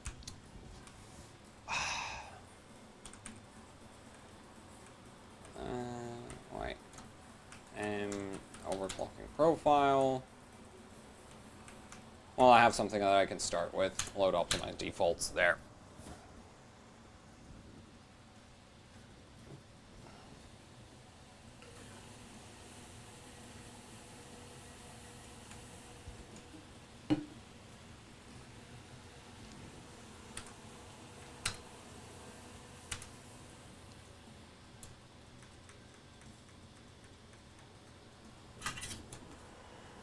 Damn it, I missed the chance to put hard drive back in. If I never had to touch the software side of overclocking, my life would be perfect. Because that's the part where everything stops working. You try to run the benchmark. The benchmark is broken. Why is it broken? Who the hell knows? You've got to reinstall it. Then the benchmark scores badly for no apparent reason again.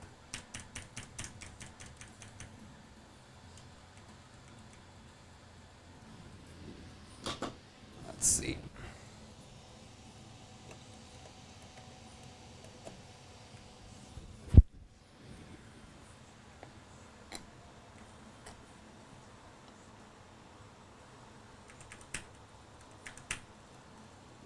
Could we?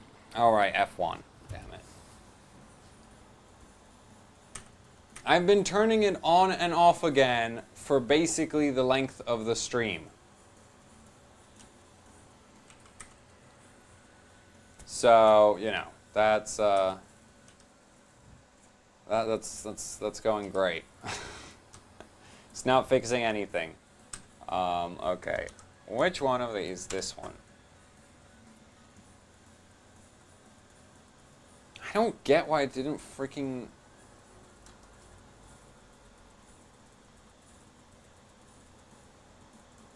Like, I would have hoped that a new... Like, it finished installing it.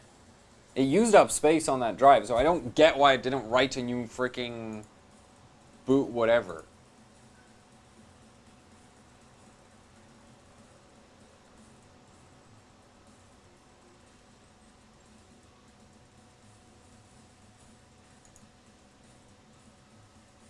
Oh, that's fun. I've really messed up this hard drive. Yep, I've really messed up that hard drive. Great, okay, I'm wiping it. Literally just nuke the whole thing and reinstall. This is basically the main reason why I'm trying to figure out some way to just keep entire Windows SSD in like the entire drive just sitting somewhere so I can just copy the entire drive on a whim. It's like, oh yeah, my Windows stopped working randomly. Load up the old version. But like the whole hard drive worth of whole version, not just part of it. Because, all right, F1 again.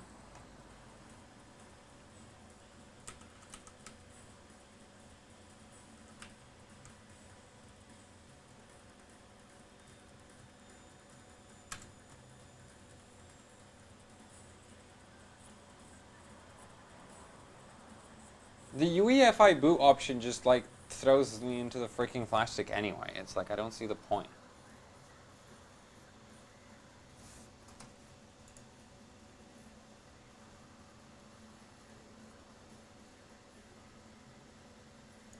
Because it doesn't matter which one I use. It's like it doesn't do anything as far as I can tell.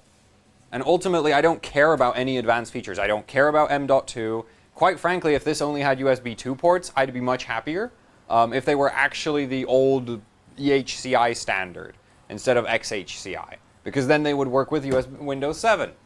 It's like...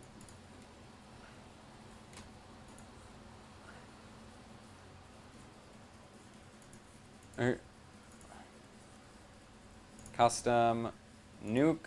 Actually, no, wait. Delete. Delete. New. Apply. Okay. There. That'll fix it. What the hell?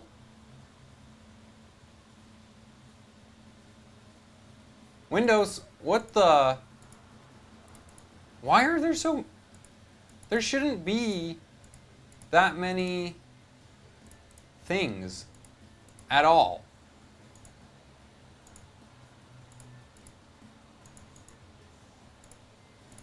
It should be too freaking...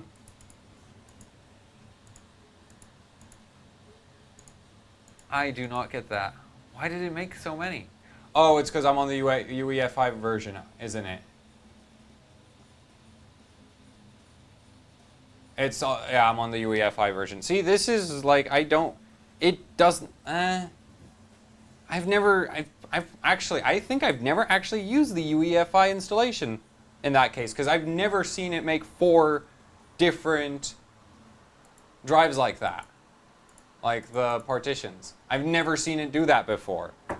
So, I've never used UEFI, evidently. Oh, it makes a recovery one. Oh, cool, whatever. It's not like it's gonna work if I blow it up again, so.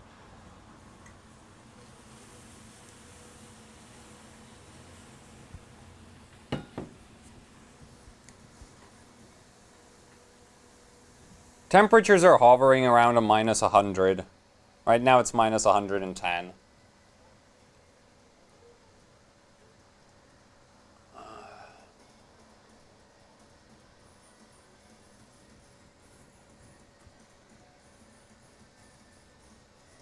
Windows 7 is best OS, and everything that doesn't run Windows 7 is a problem. I've done... The stream was never really gonna be about Vega. It was just like the card sort of sits there and it might run Unity in Heaven if the CPU goes well. But... I'm gonna just like... So far, what I've been dealing with is thermal paste cracks. Thingy work, like RSVD switch works the way it's supposed to, so that's cool. Windows corrupts itself. I can't figure out how to fix it, and that's pretty much what we've been stuck on for the who knows how long. Yeah, like hour at this point. I hate Windows. Actually, no, I just hate 10 and Z27 and the new USB XHCI stuff. Because if I could just throw Windows 7 on this without having to do anything to it, that would make my life so easy.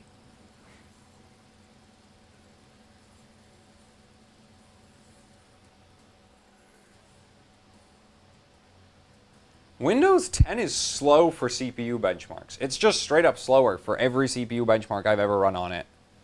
And it's really, really bad at SuperPi. It's really, really, like, there's a bunch of benchmarks which, like, Windows 10 shouldn't even, like, if you bench SuperPi on 10, then you have a problem because it doesn't work. It's like, I've not managed to make a Windows 10 install where SuperPi scores consistently. It keeps scoring worse and worse. So, that's great. I love Windows 10. The slowest the only thing it's good for is DirectX 12, because it's the only OS that supports it. Everything else, it's like I can get Windows 7 to spit out higher DirectX 11 scores, with higher CPU combined, like, I can get higher combined, higher CPU, and basically the same GPU score on a Windows 7 install as I can get on, like, a Windows 10 install. Except I'm outdoing the CPU score and the combined because Windows 7 doesn't chug the CPU for no reason. What else is there? I've never had Windows 7 do this. That's another thing I've never had Windows 7 do.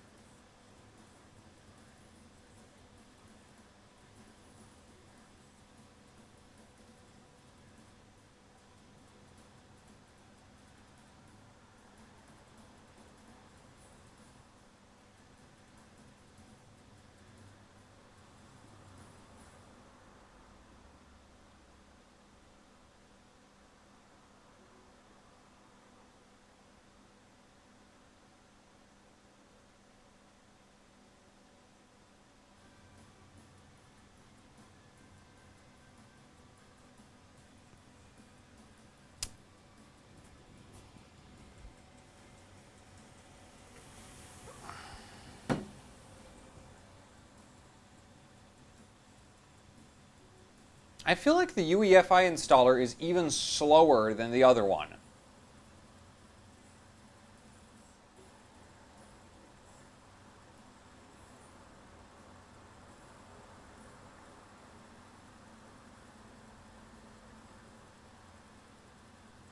Installing Windows at minus 100 degrees, I mean, what more could you ask for? But, oh.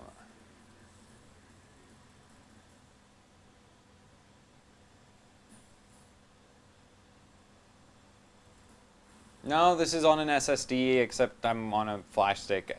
Like, it's some no-name cheapo flash stick that has the install. So, it's bottlenecked by that. I've started using SSDs basically from the point I found out that you can get them super cheap secondhand at CEX as long as you don't want any, like, good size. Which I don't need a good size, because I'm going to install 10 benchmarks on that. It's going to work for a week. I'm going to break it, and then I'm going to reinstall again.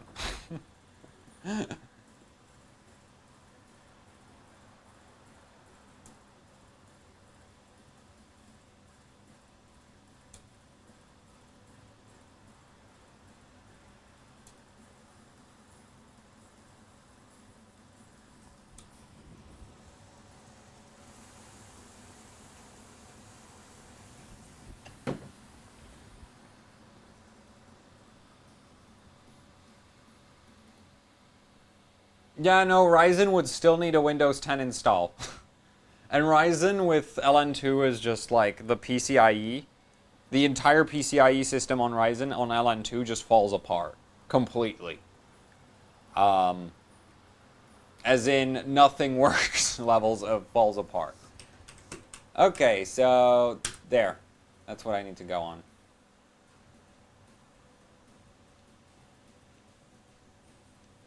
Okay, so I see one benefit to the UEFI logo, UEFI version. It throws the ROG logo when it's booting instead of the Windows one.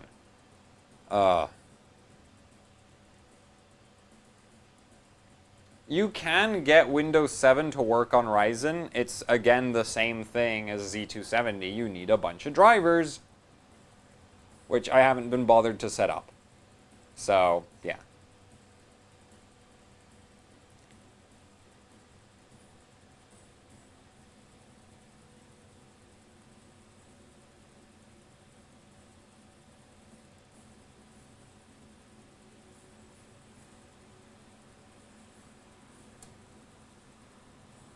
Alright, did it just crash?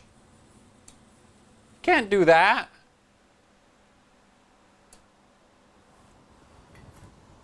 It's a stock. Except for the part where the Orvis VD switch is, but turned on, but otherwise it's stock.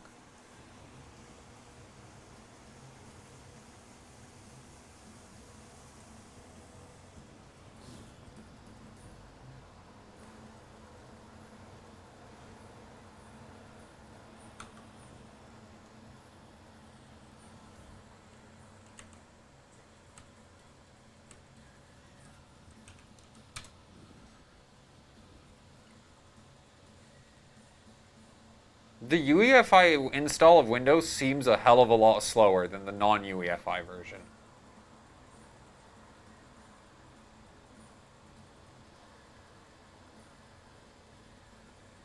get going fast. No, I'm customize those settings. This is how you make Windows suck less.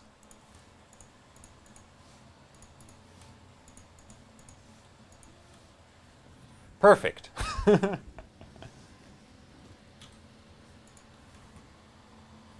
Not now.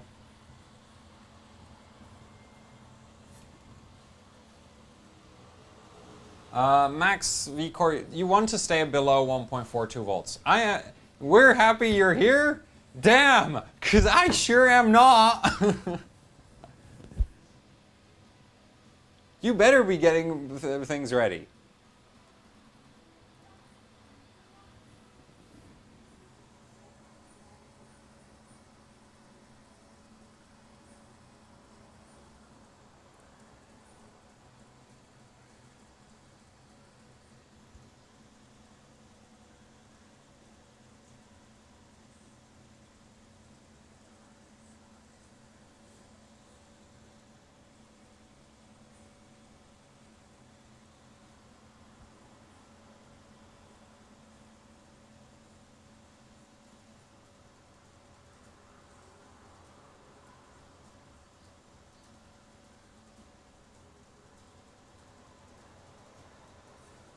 This is slower than the freaking install.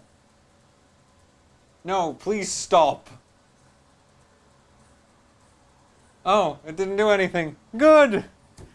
Yay! I can finally get back to actually like trying to run a freaking benchmark. Once before it dies again, corrupts the entire OS, and I give up. And probably throw the SSD out the window and then go pick it up again, because it'll probably survive that. And that would be a waste of a good SSD. Okay, well, the good news is I've already unpackaged both of these, so I just need to do that.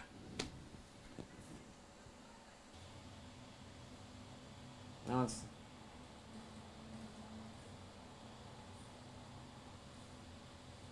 We'll see if the thermal paste cracked. We'll see right now, actually. Because it is its stalk.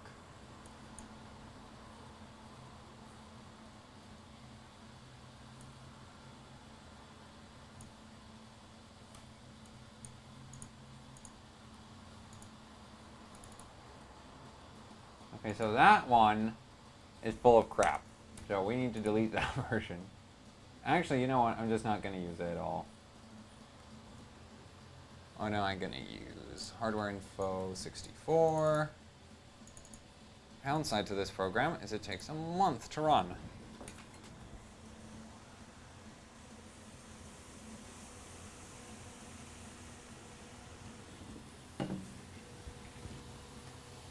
Especially on AMD graphics cards. I wish you could tell it to just ignore a whole bunch of sensors. Don't monitor. There we go. So we're at stock settings. How lovely. I'm not sure if that's like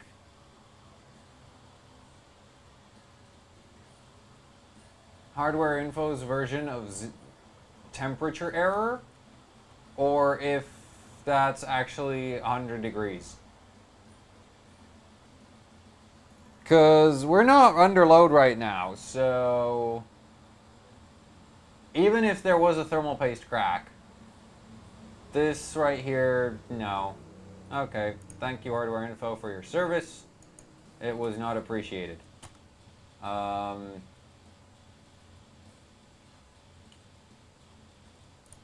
Let's hope this version of CoreTemp doesn't have a bunch of crap in it and is the right version of CoreTemp for this version of... for this... No, it's reading 0. Well, okay, let's see. Finish. It's actually reading clocks properly, so I think this version is fine to use. Let's run...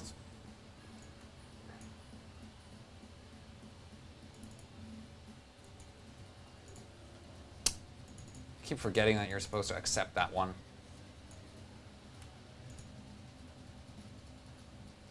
Nah, thermal paste is good.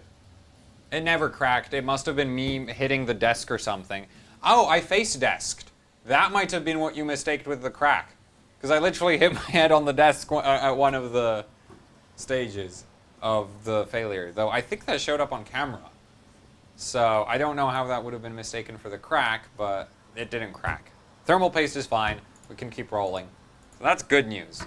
Thermal paste is fine. Unless, like, that wasn't...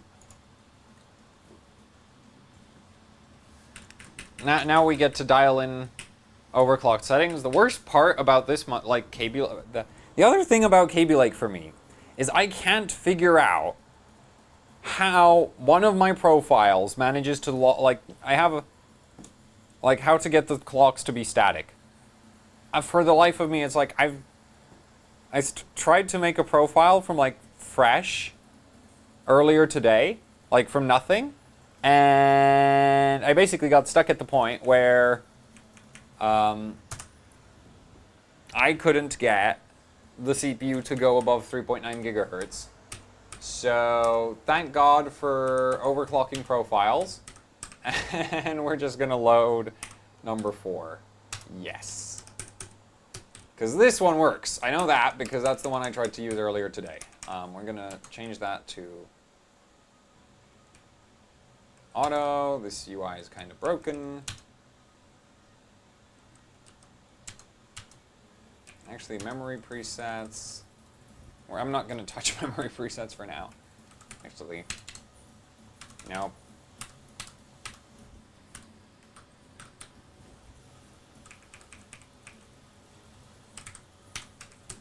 Go.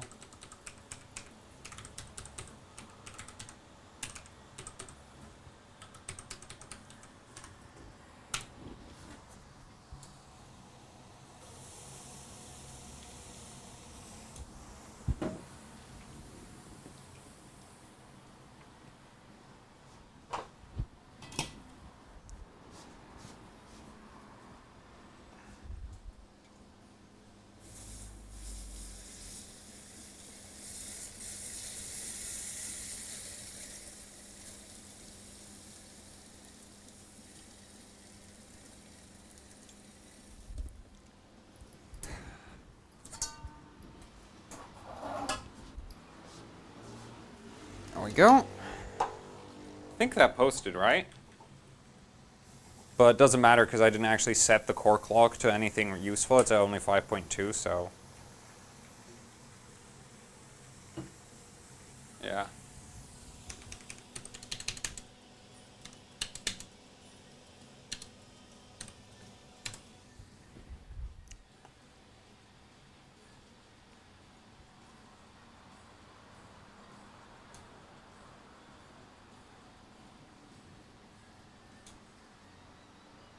Yeah, somebody asked if I heard about the Ryzen B2 stepping. I've heard of it. I think the memory controller on it might be better, and that's about it. I don't really like, and I wouldn't really get my hopes up over it.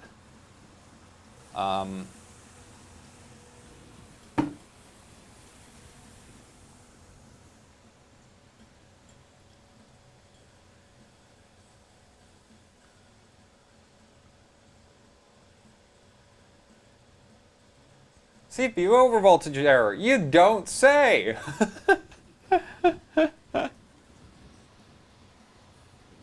Which camera bigger? The one on me?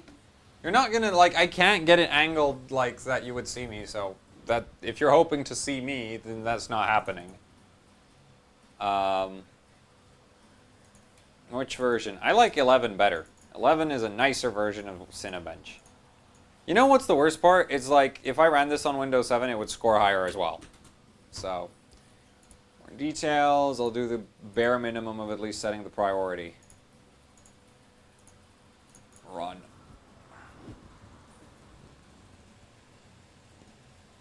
It crashed. Well, that's fun.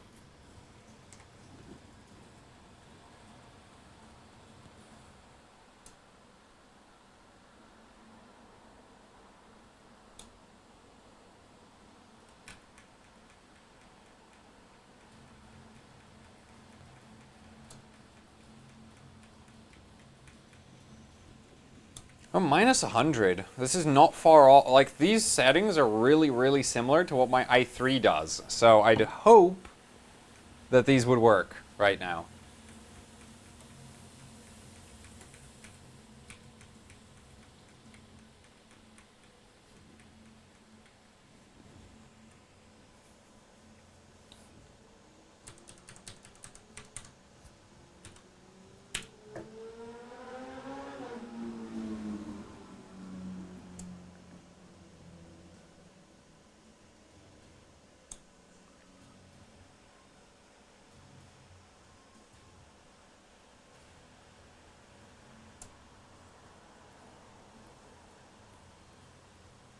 I'm gonna run SuperPi to check if there's like, if the thermal paste hasn't given up again. But like when I ran Cinebench at stock, it wasn't reading high temperature, which it should be if it was, I think. I'm not sure.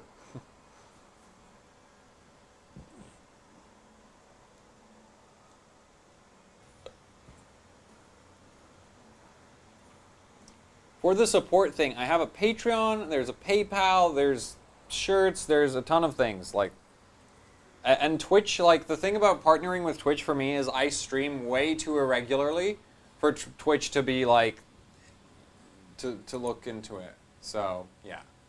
No, I do not want Internet Explorer. I definitely don't want that dose of cancer right now. That, you know, that might just kill me at this point. Benchmarks, SuperPi.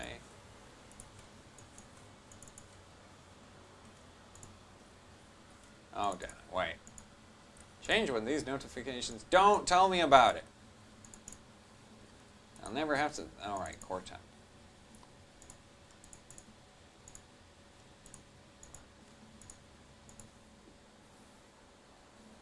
Oh. That went positive. Yeah.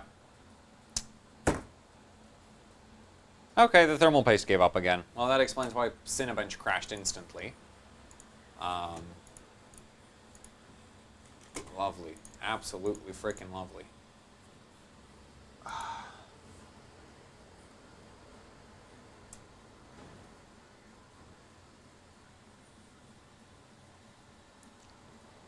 Yeah, you said cracked paste, but it didn't freaking, like, show up on the freaking first test with Cinebench, so I figured it was fine. It's like, I'd rather not have to bring this all the way back up to positive temperatures, especially with this layer of snow on it. Which, this is going to be fun. Okay, I'm going to try not blow it all over the GPU, and I'm going to have it blast all over the... Actually, where's the... I have to have something that I can put in between.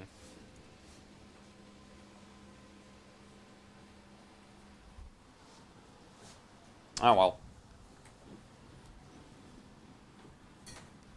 Because this is gonna... Yeah, that.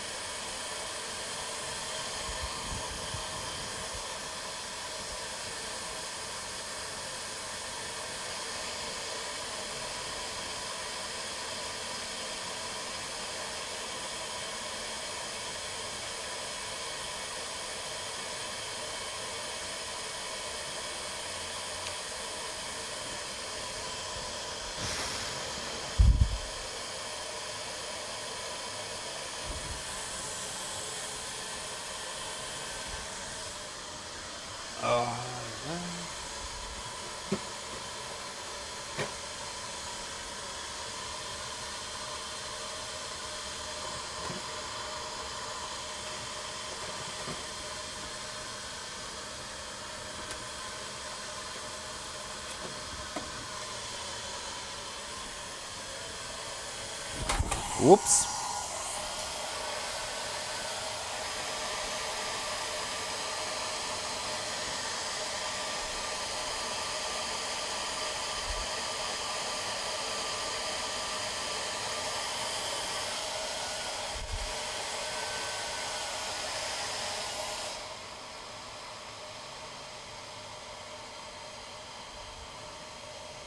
Well, it's at minus 50 already, so...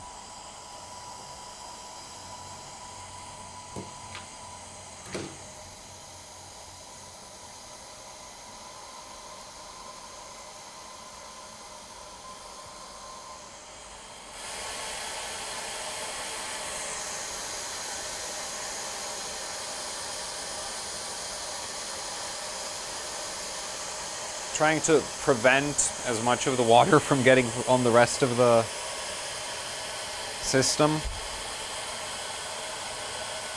I think I'll just remount at this point.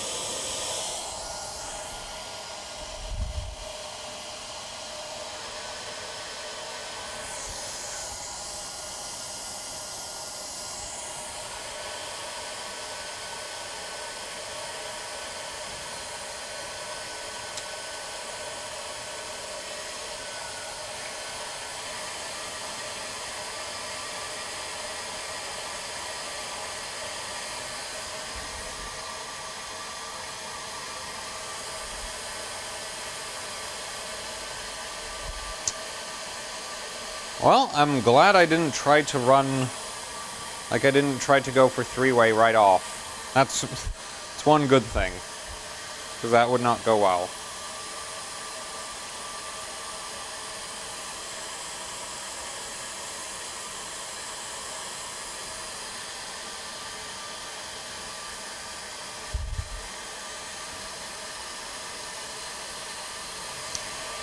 It's at minus 20 now.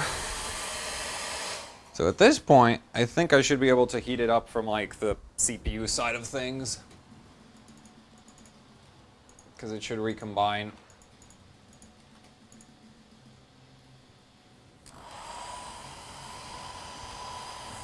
Yeah, that's at 16, that's at 3, so... Now the temperature delta is completely acceptable again. Yay!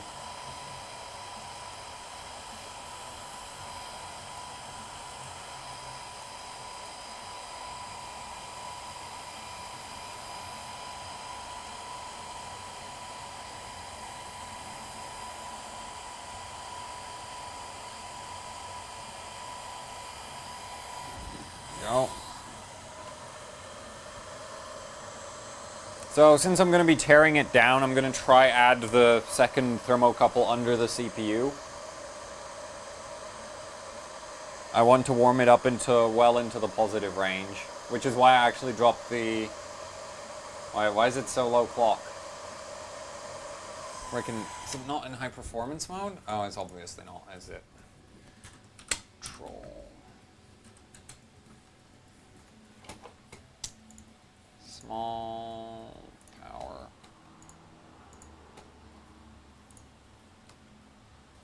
Nope, still stuck at 1200. Ugh. Oh, whatever.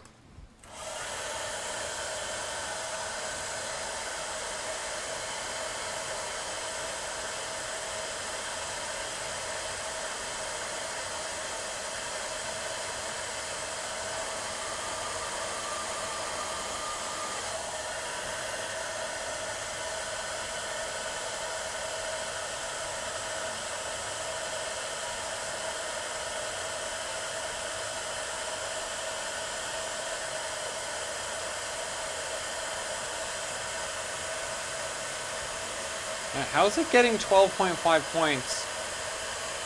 Oh wait, it's not reading clocks right, is it? There's no way it's reading. Yeah, that is. Wait. It's reading the clock wrong. Oh well. At least it reads temperature right. That's really all I care about anyway. Okay, whatever.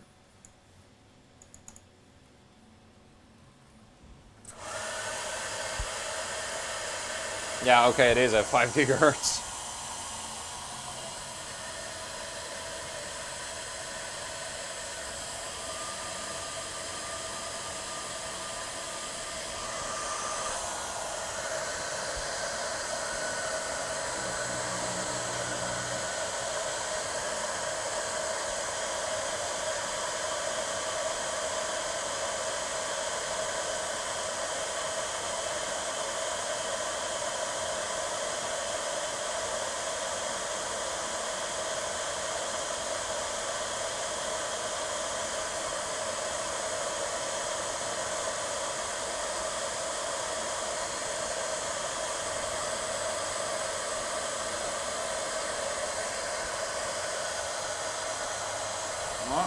Oh. And right now the LN2 pot's at 20 positive.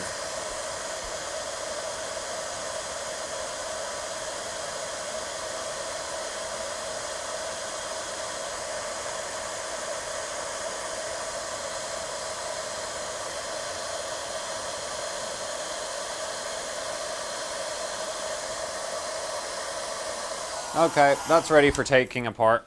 That's a 24. That just finished. Wait. Oh.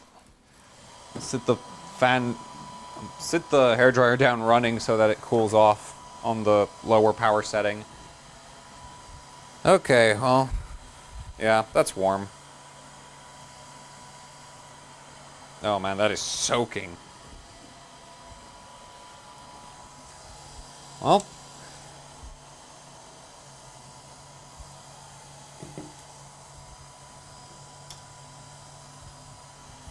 Oh yeah, I just cut AC power to it like nothing, but...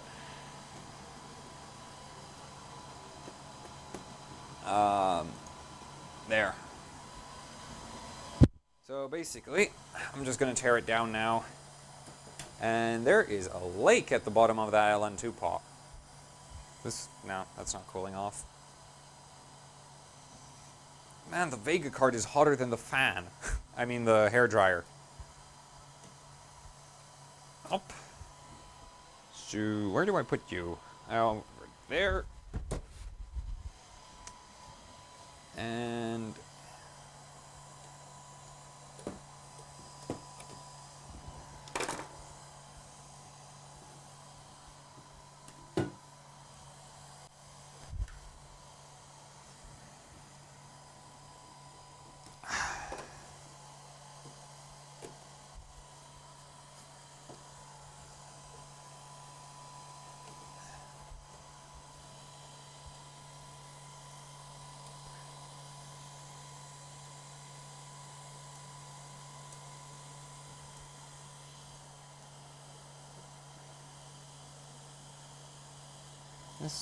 okay, that cooled off a bit.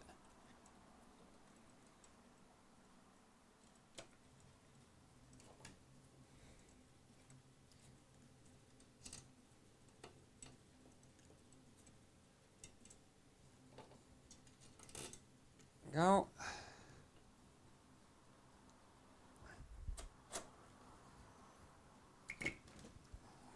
That.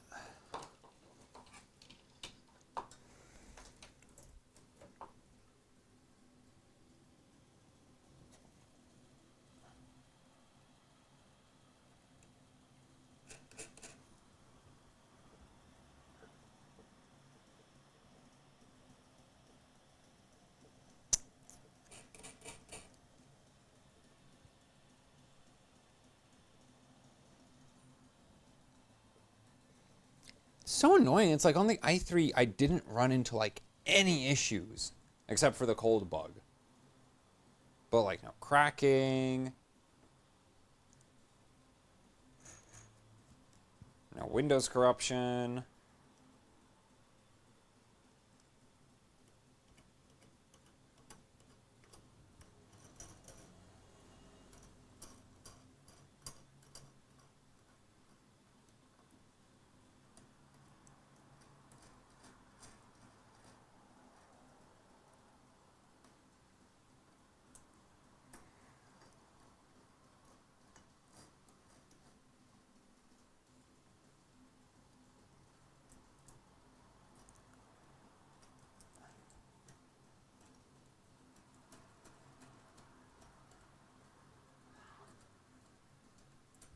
Go.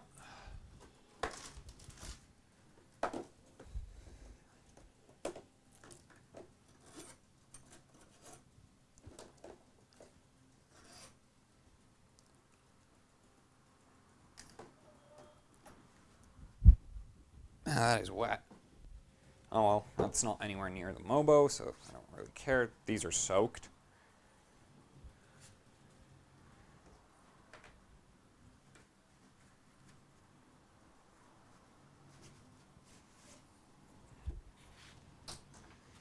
And that doesn't really matter. Well, there's a good amount of water on that edge of the board, but that's like, that area is like, that is, I think, yeah, that's iGPU power. So, yeah, that makes sense. That always ends up super wet. So, okay, up, pull that off. I'm just going to empty the pot into the sink because there is a good amount of water in it. Go.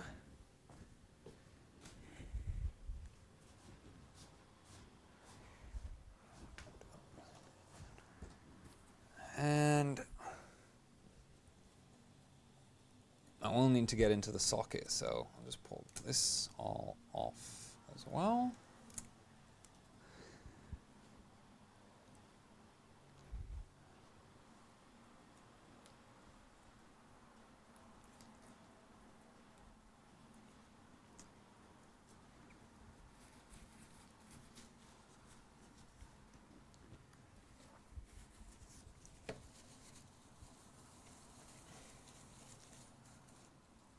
There.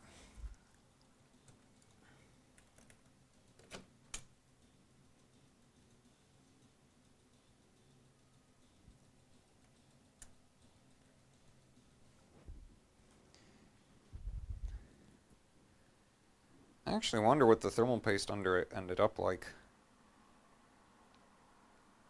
Well, I'm not going to actually get to see that.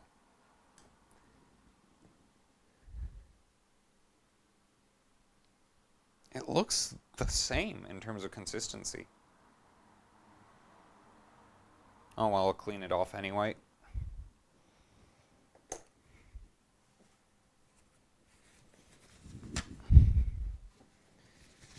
Just in case, for some reason the thermal paste now is just gonna keep cracking. I'm just gonna clean it off completely. Redo the entire thing. Also add the... Do I actually have a thermocouple small enough? Okay, no, that one's not gonna fit. Oh, but the other one only goes to minus 140. Oh, damn. Oh, that's great. That's perfect. I'm probably not going to be able to use that at all then.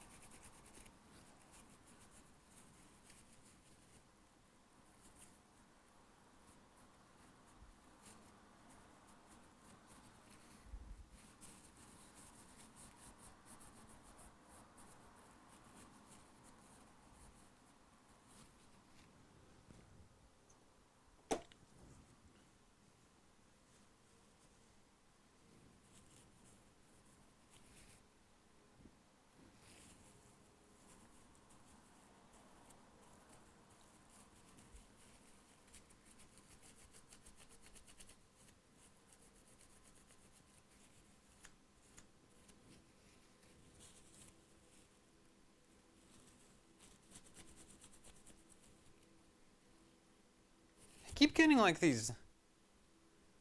Honestly, it looks like the die of my CPU is cracking. Like literally the die itself.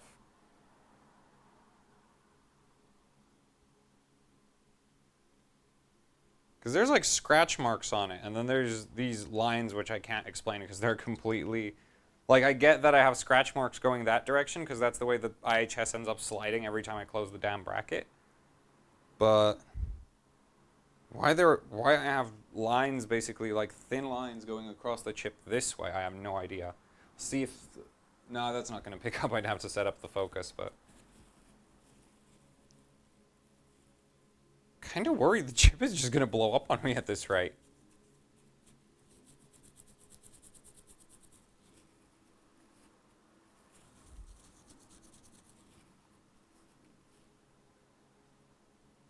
Maybe it's just scratched up. That is weird. Oh well.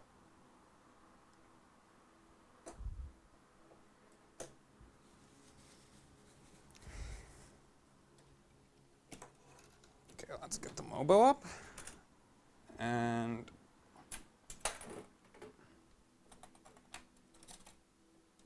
close the socket thing. And take this back part off. Actually, I should wipe that off with something before it drips everywhere. Nope, that's not dry enough.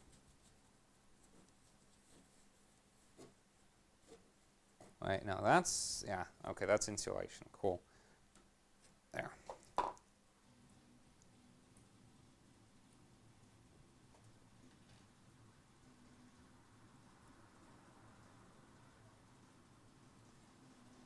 Oops. Oh well, find that later.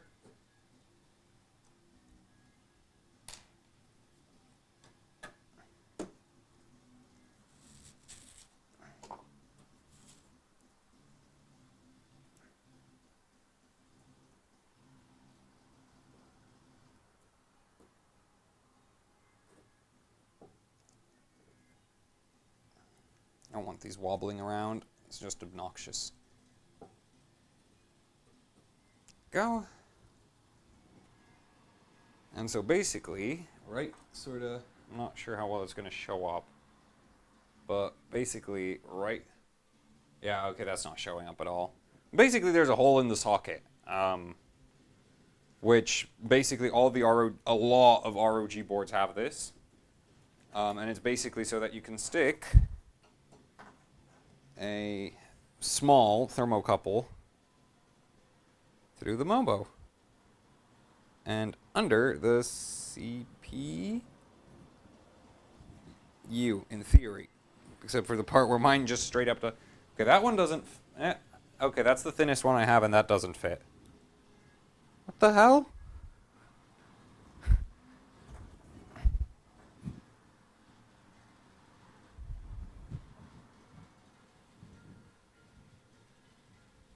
There's no way I'm fitting anything in there.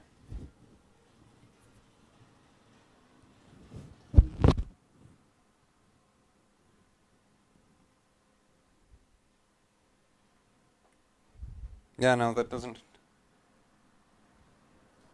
What about this one? Yeah, no, that's one. No way. Literally no way. Yeah, no, that's not happening. Great. Okay, so I need to figure out some other way to monitor the IHS temp. I have no idea how to deal with that. It's like, well, I guess I could strip some of the insulation off of this, push it through then. But that just, well, I'll try that. But the thing is, this is still only gonna, well, it'll register a major issue.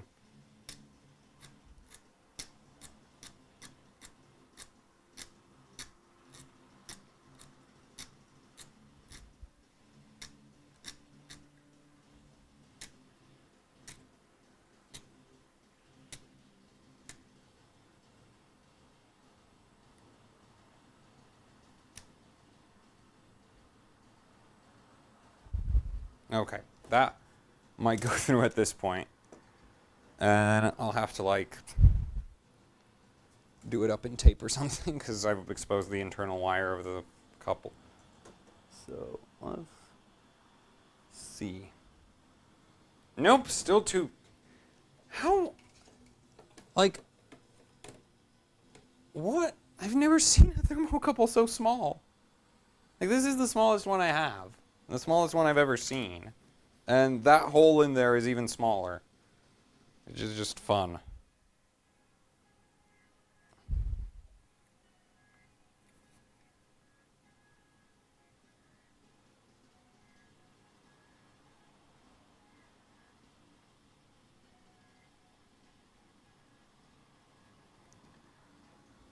Okay, try again.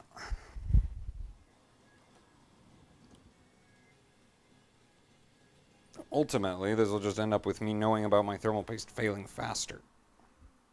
And it still doesn't fit. Oh well, I guess I'll have to figure out some way to mount it onto the IHS without doing that. Actually, no. It's pointless, because if, like, the IHS connects to the LN2 pot.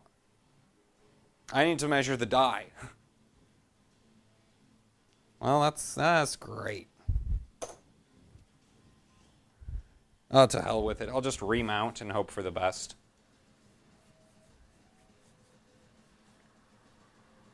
Which means I also need to completely clean off the chip now, because it's covered in thermal... Like, I got thermal paste on the pins at this point, so...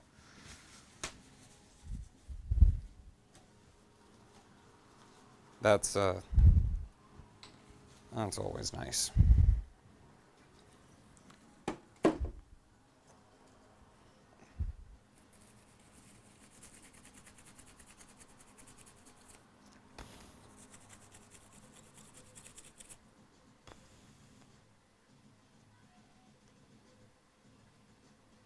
What is with those scratches on the front, though?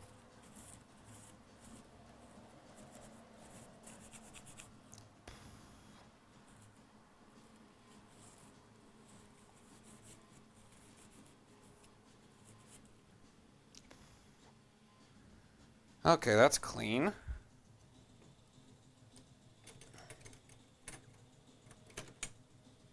And that back into the CPU socket and then do the rest.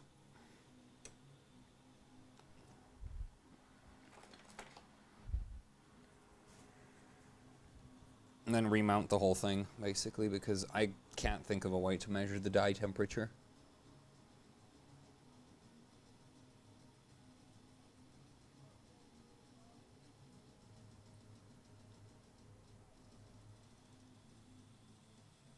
You know what? This tube of Thermal Grizzly seems a lot thicker than that new one I have.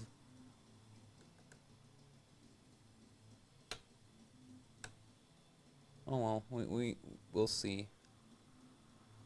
This one might work better.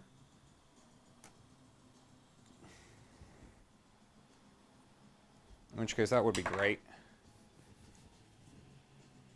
Okay, I need to clean off the...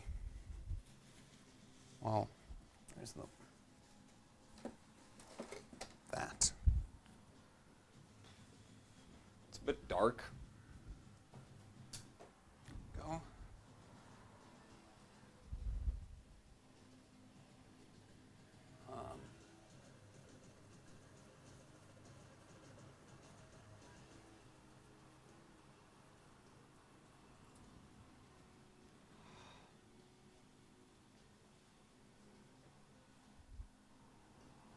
Well, back on it goes.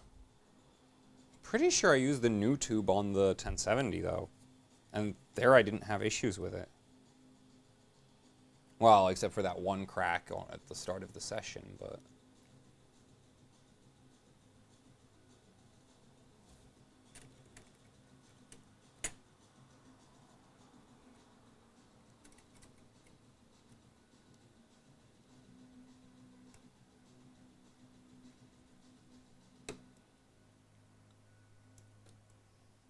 There.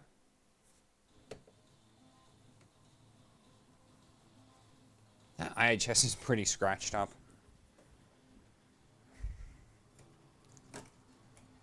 And I gotta get the back plate as well as all the... I'm gonna actually go for... Actually, these are dry, aren't they? Yeah, these are pretty much dry, so I'll just go for these again. Wipe that off.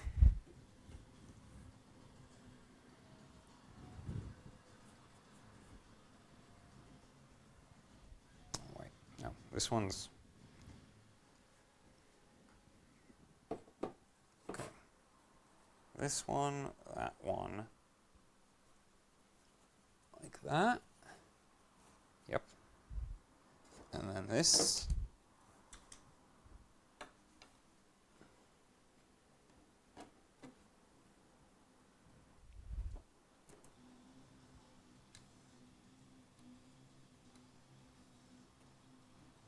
we go.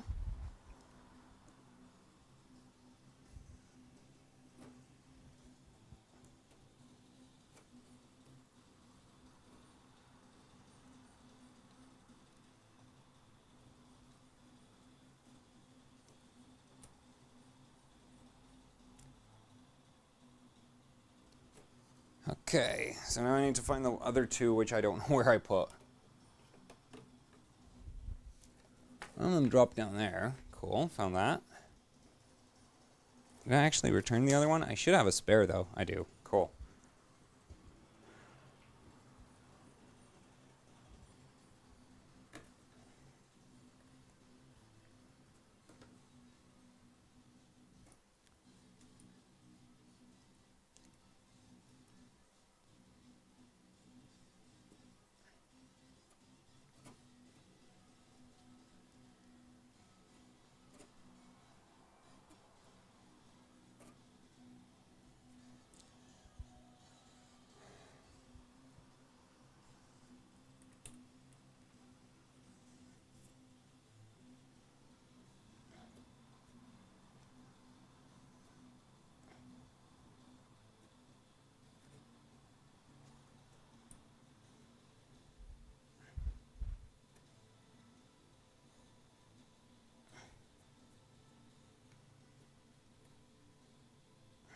There we go.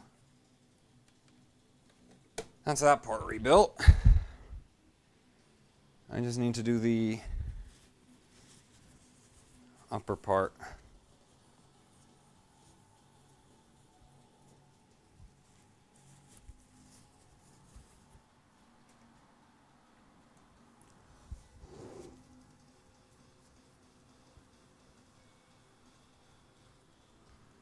we go. That's all wet now, so I'm not going to reuse that. Same goes for that. And that. Okay. Luckily, a box worth of these. So that's going to be easy enough to replace. Okay, nope. That. There we go.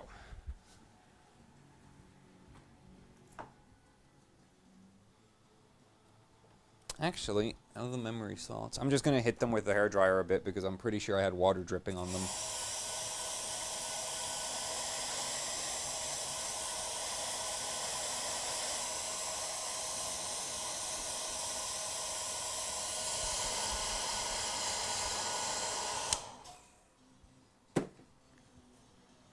Some water over there.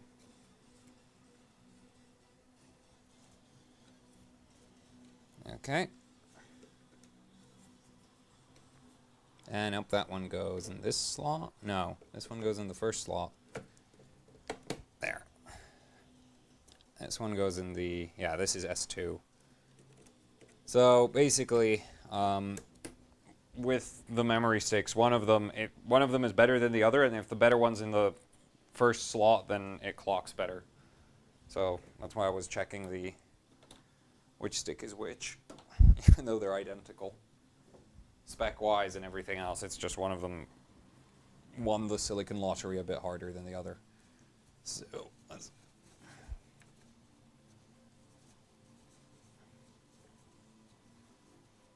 not going to redo the whole tape around the CPU thing. Because like that does, that does help, but it's a pain to set up. Go.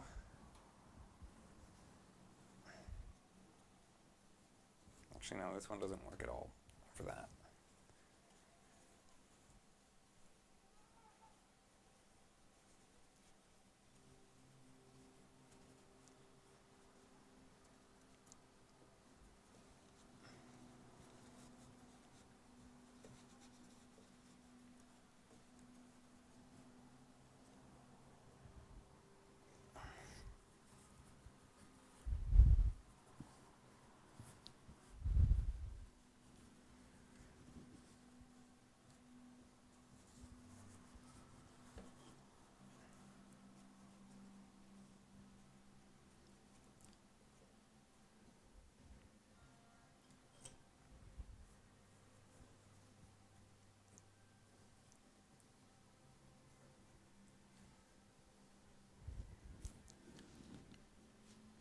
Okay, well, I'll go for the bigger tube this time.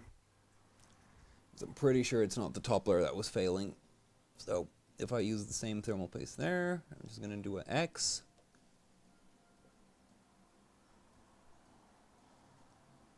Go.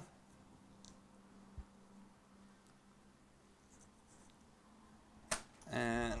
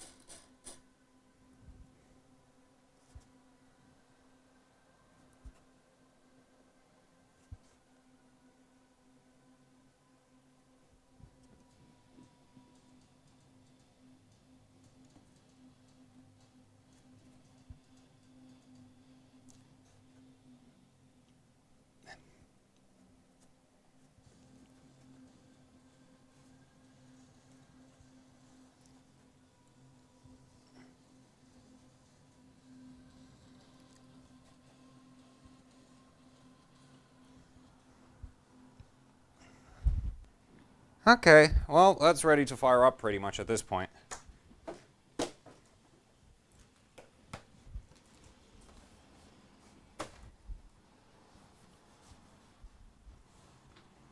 It didn't take nearly as long as I worried it would.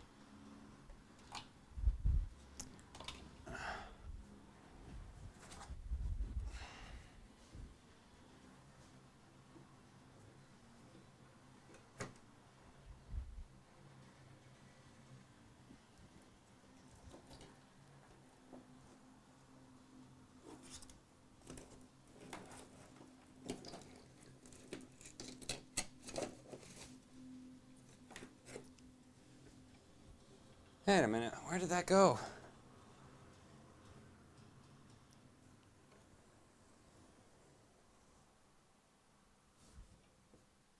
Where on earth? Oh, well, I'll look for it later. Doesn't matter.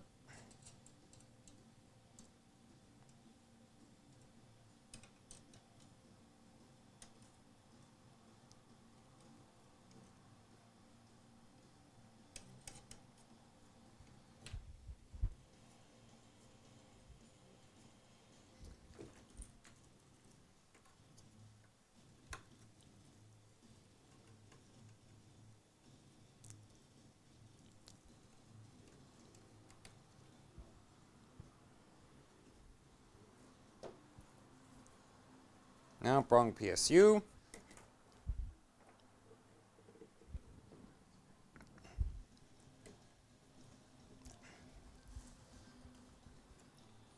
And this cable.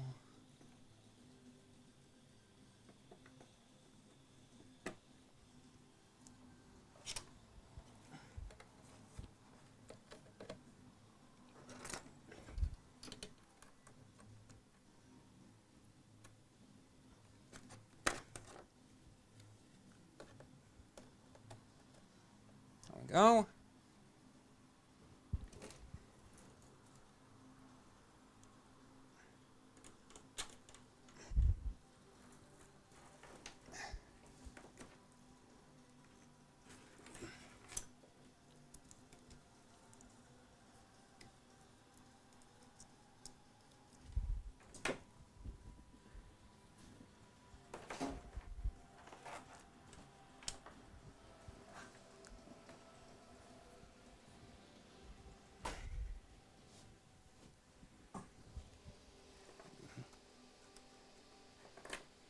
go. Okay, so that's at 28 degrees now. Cool. Let's plug in the display cable. RGB check.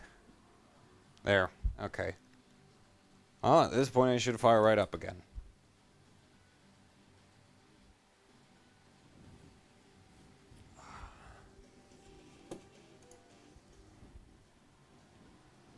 And indeed it does.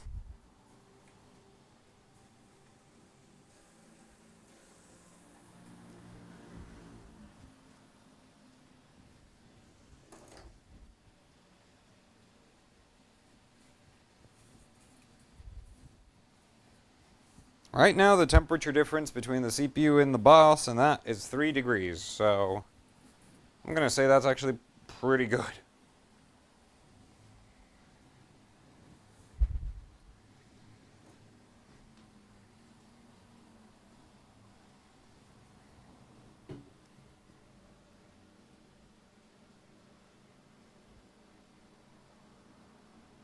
There's nothing for it, just start over.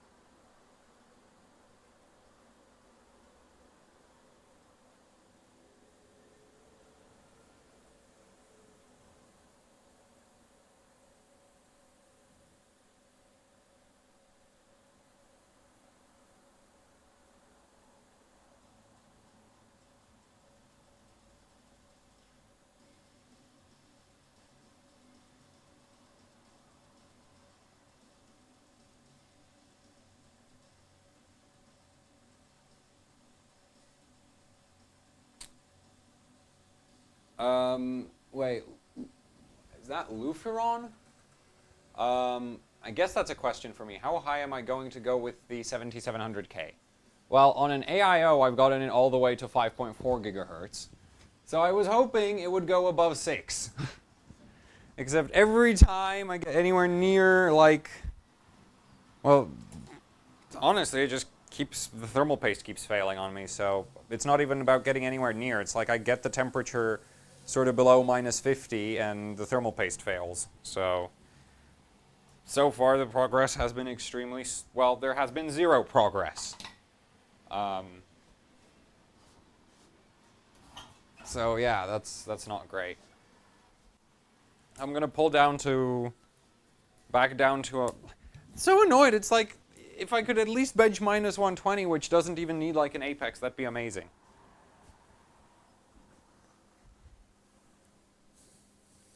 At this point, because the thermal paste fails before that.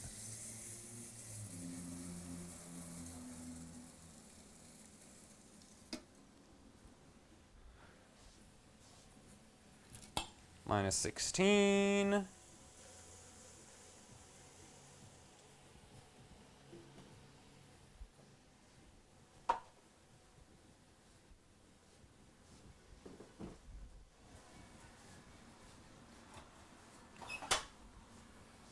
Minus 20, 2, 3, 4.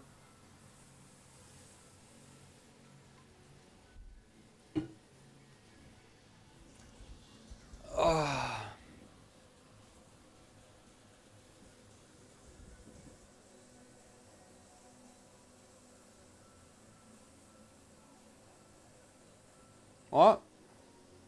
Yeah, why wouldn't I have all the RGB on the apex?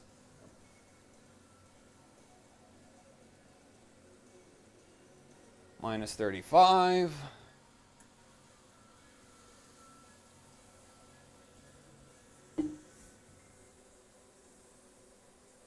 I mean, it's like, it's literally work to disable it, because if I want to disable it, I need to go here and press disable.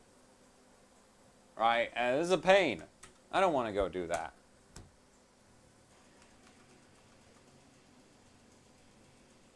We're at minus 40.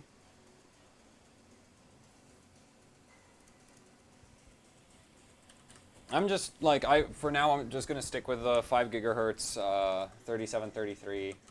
What are the timings like? It's 2T, so I don't.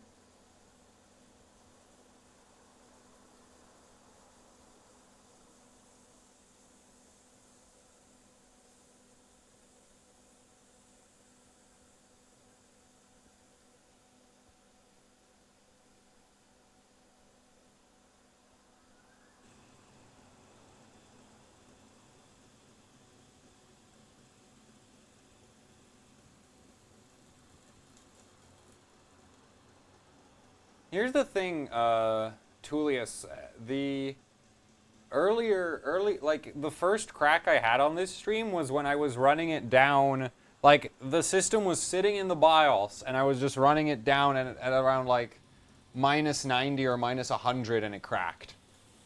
So I have no idea. I must be screwing up the mounting or something really badly.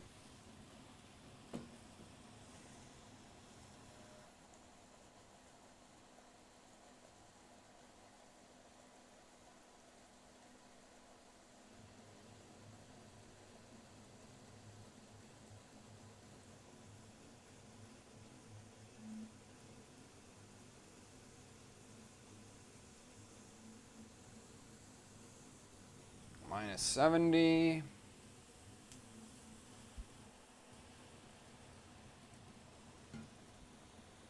-75. 6. Yeah, I think the thermal paste just gave up again. That sure sounded like it. Okay, well, let's get out of the BIOS. See if we can get to Windows and check if Cinebench goes positive. Oh. Wait, so you flood yours. How much thermal paste does that mean? Like, you literally fill the entire IHS with thermal paste. There's no, like, it's all thermal paste under the IHS.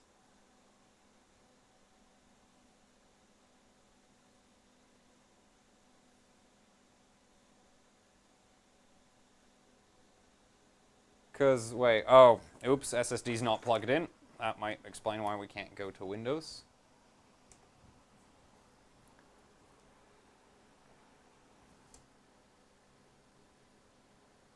I don't get it. How does, like, we're sitting idle. That's the worst part. It just blows up at idle.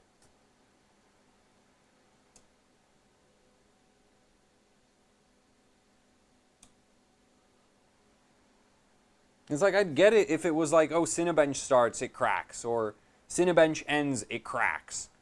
But this is idle. It's not doing anything. I don't think it cracked, though. I don't know, the temperatures seem like...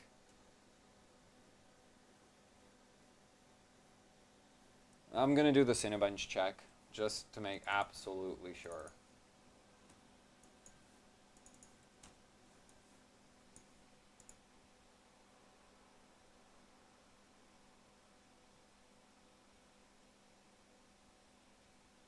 This is 5 gigahertz for the core clock for Cinebench. We're at -70, and I'm seeing 000.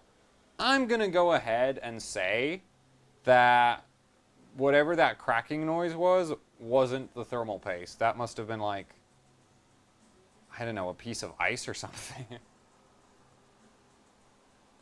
Because it's like this is 000, and if you're like, oh, but it's not running 5 gigahertz, well, it is running 5 gigahertz because it's scoring 12 points. And if you still don't believe it's running 5 gigahertz, then, you know, we can always just do, wait, I'm just going to do this. So yeah, it's running 5 gigahertz. I don't think it cracked. It sure sounded like it did, but I don't think it actually did. And also my temperature on the thermometer is just falling off a cliff right now. Like, it's climbing up really quick. And we're at minus 60 now.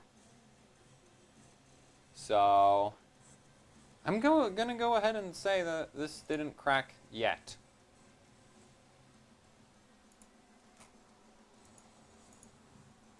The color bug? Yeah, okay, so the mount is good. That's the thing, it's like there's noise. This entire setup just makes noises that is like crack, crack, crack, crack, and one of those might be your thermal paste. One of them might be my thermal paste giving up. Crackety crack crack.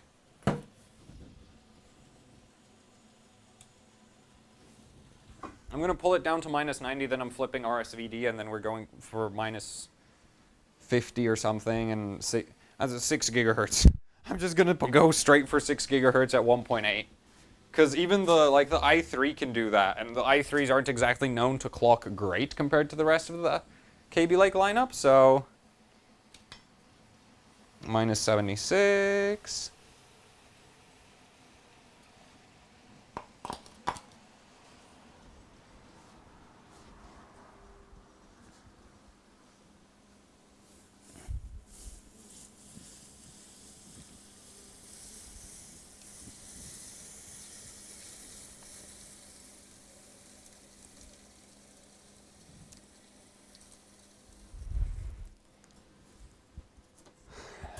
Minus 90. Perfect.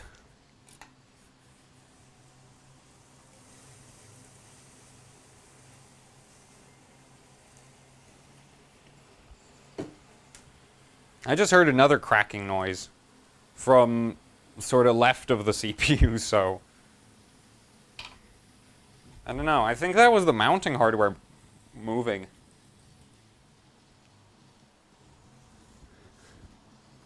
Because that's literally what I think causes most of the noises this thing makes. Either way, the best way to check is to run Cinebench, at the risk of cracking it with Cinebench. We're at minus 100. If it cracked, it'll show. I'm going to say the mount's still good. We're 0, 0, 0. 5 gigahertz. This is running. I have minus 90, 96, well, minus 98, minus 96 now. 5. Yeah, this is fine. Somebody needs to make like silenced mounting hardware. Because this just keeps making noises that I could swear were cracks.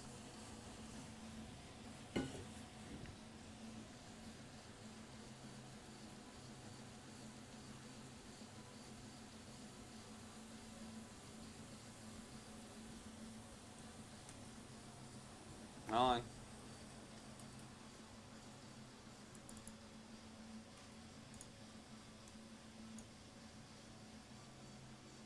Nah, still good. Yeah, still good. They need to put a stop button in this. This should have a stop button. I shouldn't have to just close it. Okay, I'm gonna, because we're at minus 108 right now, so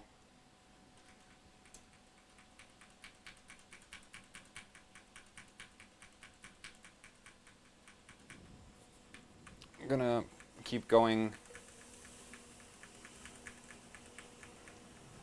Alright, I forgot. I'm gonna wanted to flick the RSVD. We're in LN2 mode already.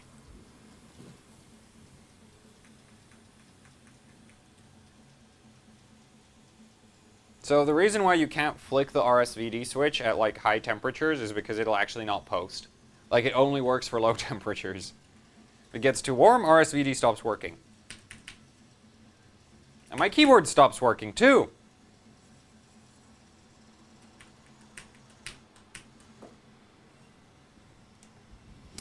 This is why I have that PS2 adapter. Where did I put it, though? That is... Yay, man! It's like, you have a PS2... Ah, there it is.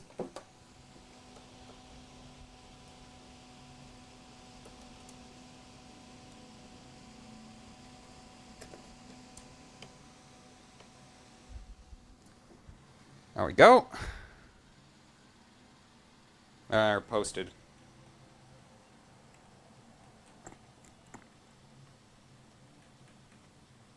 Well, why did the keyboard give up? The hell? I just want to get in the damn BIOS. Ah, Windows, screw yours.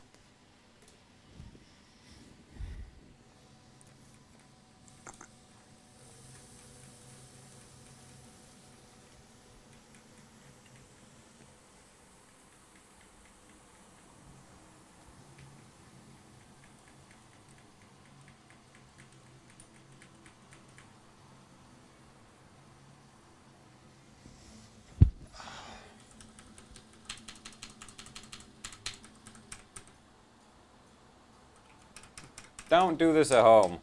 Don't do this even if you have liquid nitrogen. There.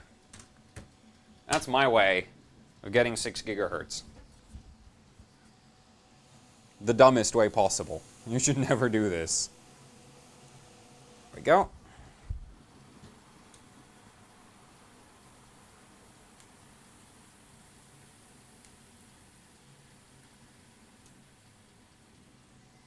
I think it's too hot.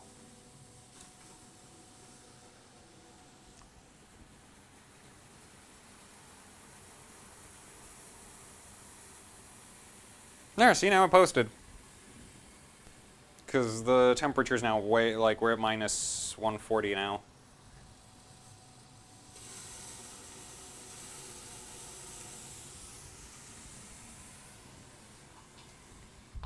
I kind of want to run Unigen, except I don't have the drivers installed for that.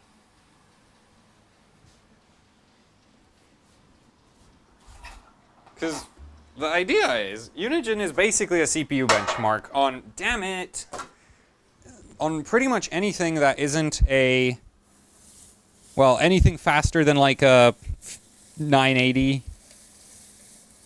So, well, depends on how much score your GPUs can put down, basically. But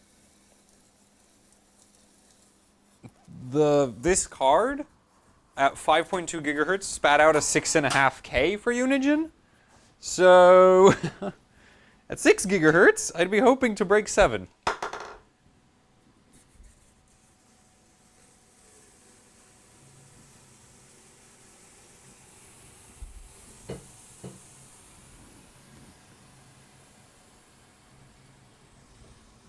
Okay, I kind of don't want to run Cinebench. Just because that's really likely to break the mounting again. Break the thermal paste. Ah, well.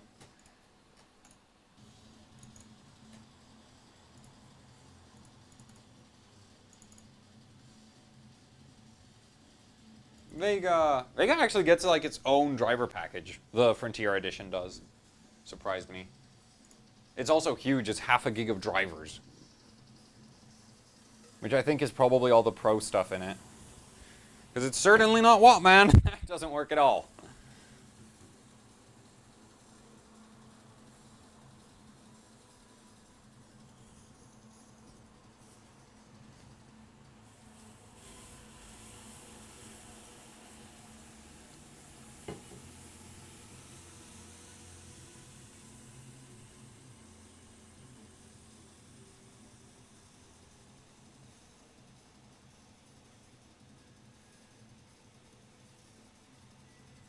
Accept and install.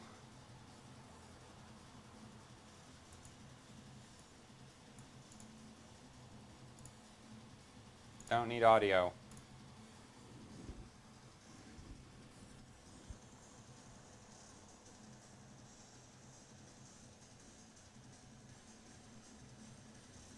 I can barely run a CPU or a GPU on its own on LN2. That's why I'm not trying to do both at the same time.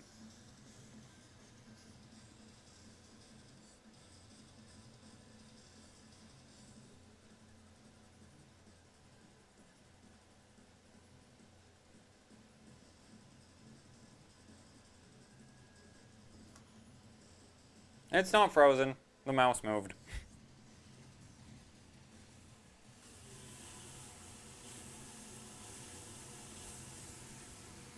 Skippity skip. Close. This is fun.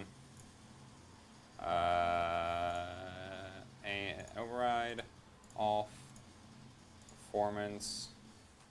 It's pretty much all I need for Unigine Heaven at this point. And now we just need to install Heaven.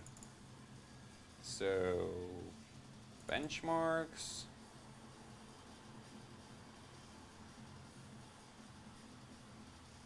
HW.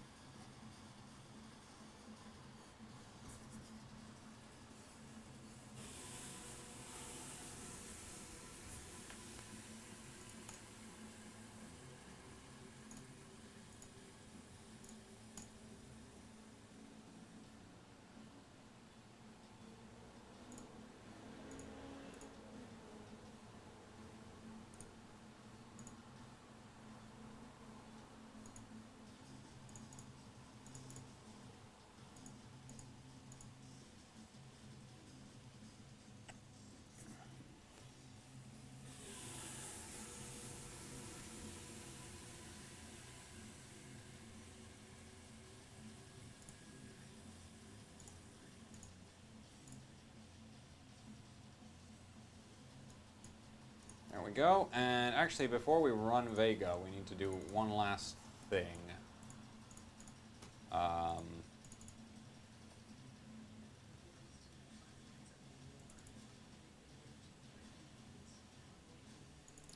I need to install that.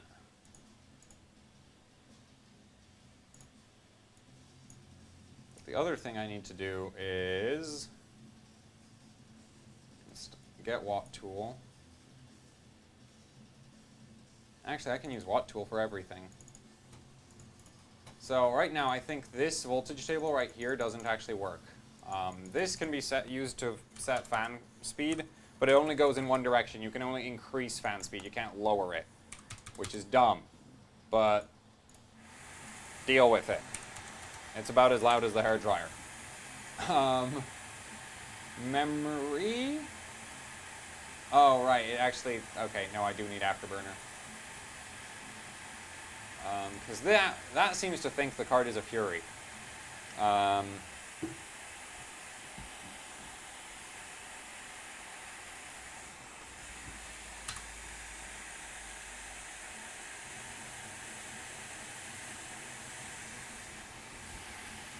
Next, I accept.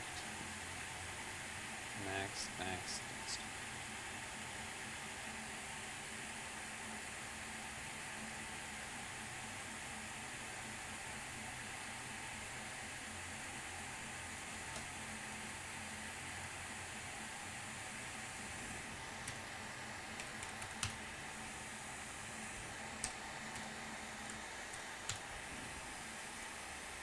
Go.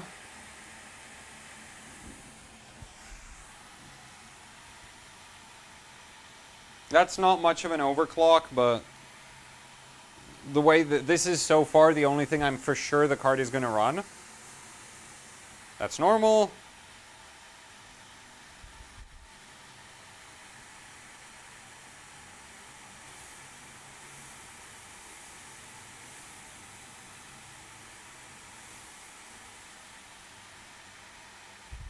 I don't think it improved against the 5.2 gigahertz at all.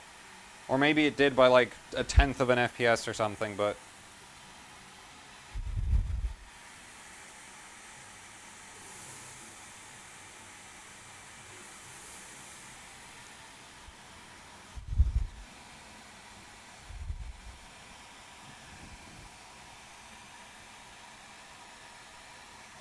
Yeah, I need a faster Vega.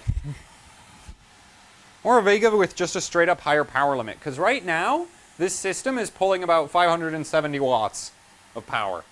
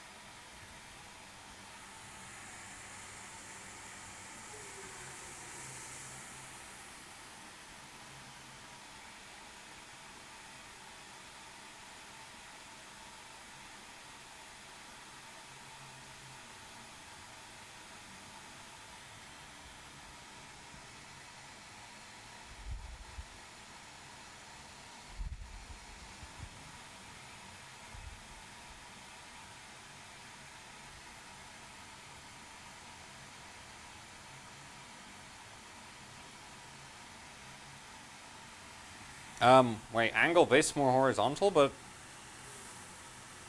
there's not much there. Just shoots, like, there's nothing on the camera in that area, so I don't really see the problem with it. I think it's actually gone up, though, the FPS. This is higher than I remember earlier.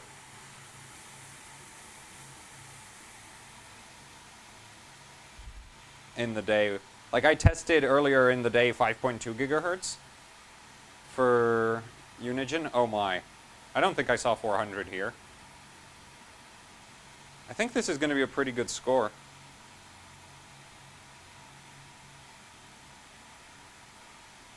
I'd really like to break 7K. That would be nice.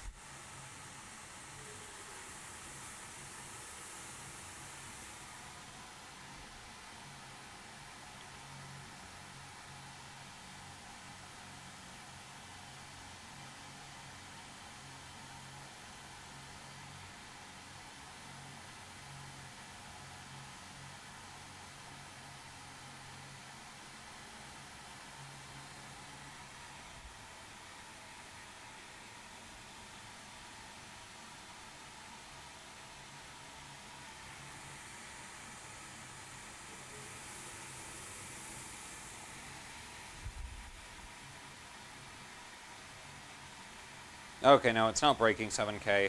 It's not even close. Well, actually, no, it'll be close, but it's not breaking it. Oh, man, that sucked. Actually, that's not even close. That is literally 0 improvement over 5.2 gigahertz. So at this point, it's a GPU bottleneck again. Oh, that sucks. That really sucks. Well, I guess 3-way's on the menu, but I think people actually want to see a real benchmark for the CPU. So, but at 6 gigahertz, it's just like, it's gonna be so lame. And I'm not doing Super Pi 32 million. There's no way in hell anybody's getting me to run that. It takes way too damn long. I know I just stood through the entirety of Unigen, which is 4 minutes. But it's like, Unigen is relatively fun to watch compared to Super Pi. Which I find mind-numbingly boring. So, yeah. That's the thing.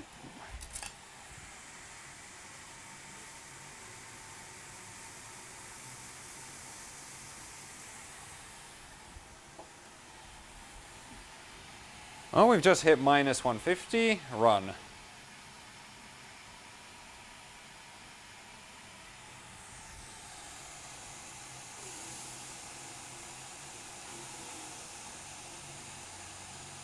Oh, I forgot to set priority. Oh, whatever. I actually wonder how much this is going to be worth for my rankings. Also, where'd my mouse go?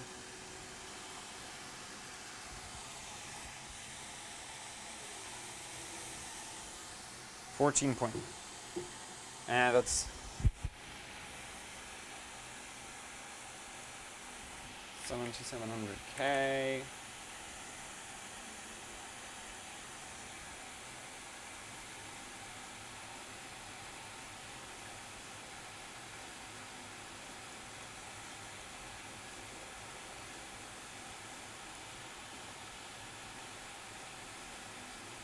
Well, my score sucks. Badly. Uh-huh.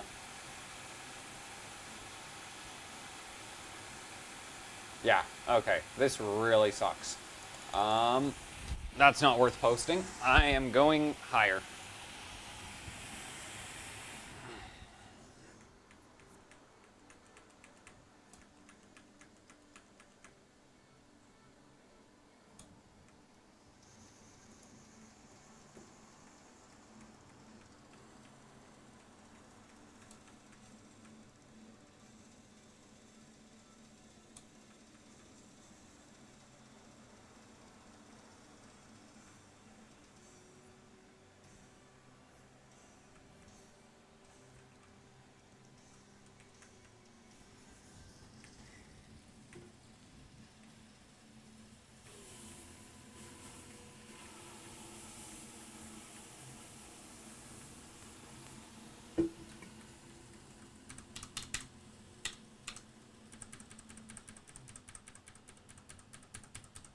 I have no patience for doing this properly. So I know this thermometer stops around minus 170, and we're at minus 160. So should be hitting full pot pretty soon, if we haven't already. It's full pot. Yep, that's full pot. And I just heard a really loud crack. That's a pretty good chance that my thermal paste just gave up. I wonder. Well, the best way to not kill the CPU if that did happen is to not run it at that. Set it to like 50.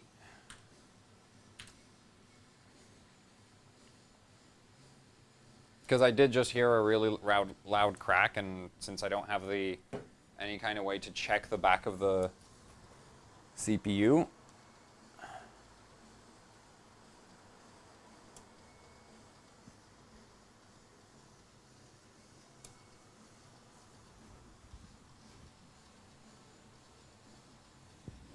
the hell?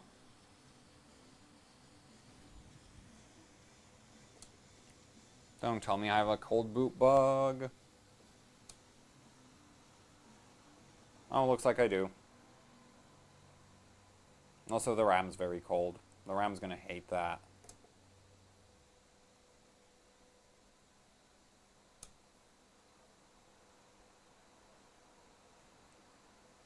Well, that is actually the most obnoxious thing I've ever come across. Full pot plus cold boot bug.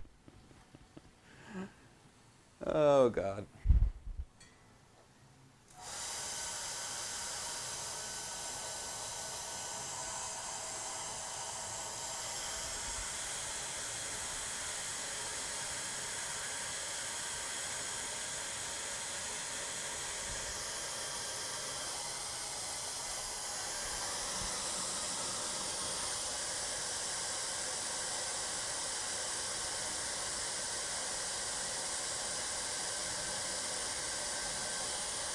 Yeah, now it's posting again. So for full pot, CBBs. But, wait. I shouldn't have a dead mount then, if I could CBB it. Whatever, we'll check properly before I just assume that it's fine, and turns out it isn't while it's at 1.9 volts and dies. So, 11...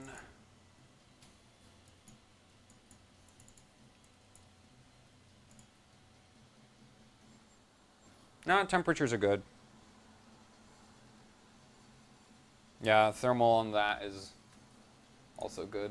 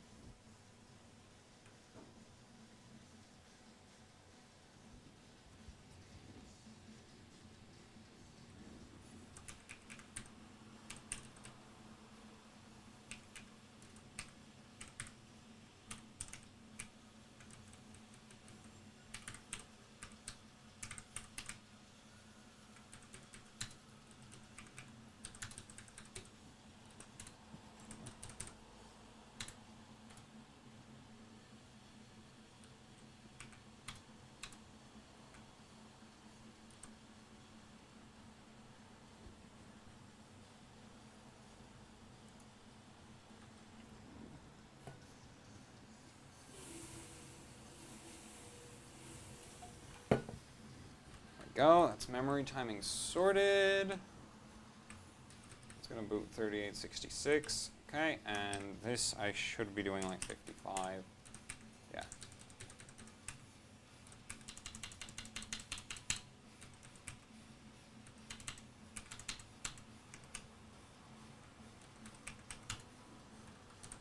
Actually, I can do this. There. Nope, don't want to go there. There.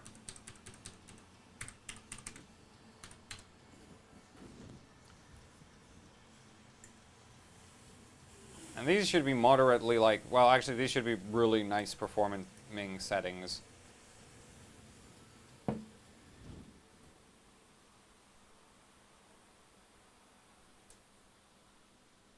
I think I hit the CBB. Oh no, no, it's fine. Please post. Please post.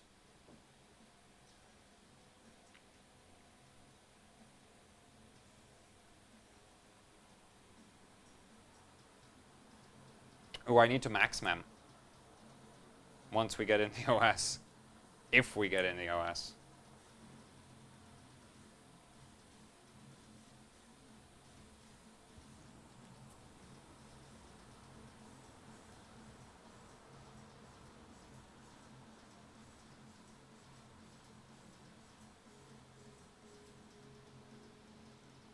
There, posted.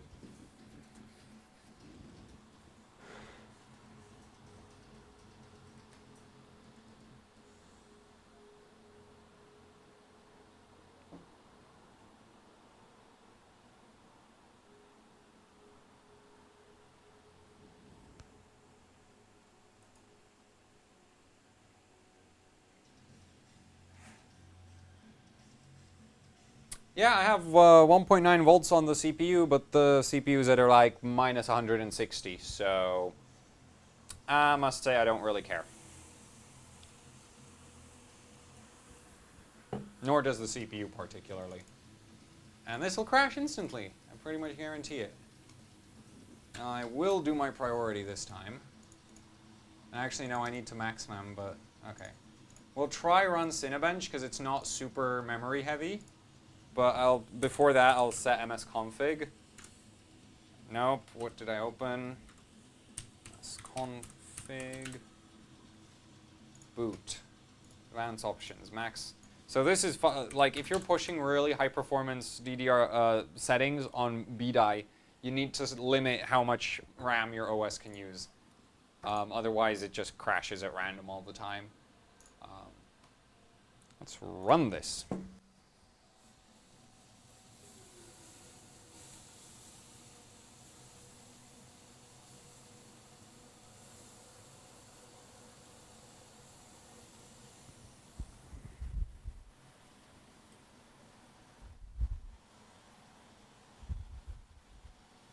Oh, whoa, that is burning a ton of power. We're doing 300 watts at the wall. 300 watts on a quad core! Oh my god! That's good. That's a good quad core. Wait a minute. What on earth do, like, the 10 cores pull on liquid nitrogen? 600? No, they'll be more than 600. They'll be like... Uh-oh. They'll be like 750 watt. That's crazy. Well, if they hit this high clocks, this high voltage. But yeah, okay, so that's a score. That doesn't actually suck at all. So I'm actually gonna save that. Then we're gonna run Cinebench 15. Save that too. And hopefully, I'll maybe try 6.6, maybe 6.7 on 1.95 volts.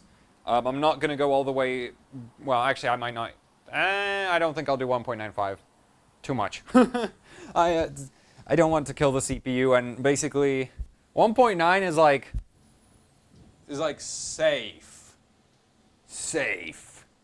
And above that is when the CPUs start dying randomly even on liquid nitrogen. So I'm not going to go above that. I am not running a AVX. No, it'll explode. Literally, it'll just... All the LN2 will boil so fast, it'll propel the pot through the desk. That's what'll happen if I run AVX.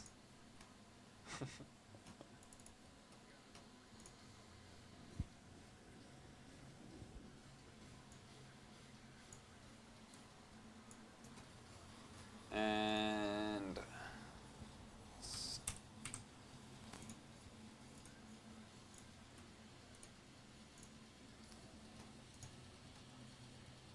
nope. 7700K CB11 5-1. Wait. Well, actually, I'll write 1579. Yeah, to tell me what score I got. There. Now, sure, save it. Let's run 15. And then I'll run SuperPi 1 million as well. You know, I could actually... You know what? 32 mil on at this speed wouldn't actually probably be that bad. So I might actually run it.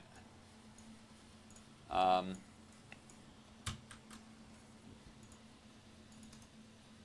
priority high.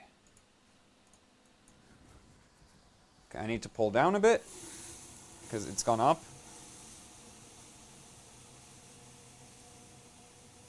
Okay, it is now full pot. So basically I have LN2 in there that's boiling right now. Let's run.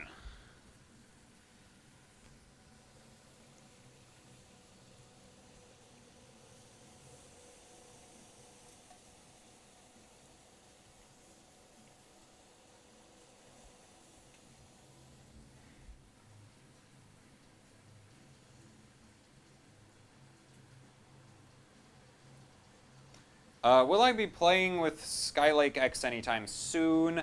I don't intend to buy it, and I doubt anybody intends to send me samples, so probably not.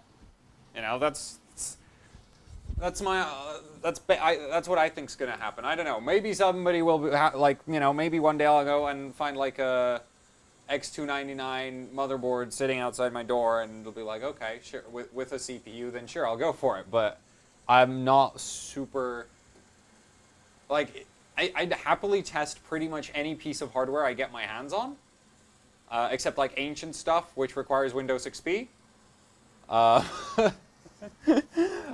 But otherwise, yeah, I'd be happy to test pretty much anything.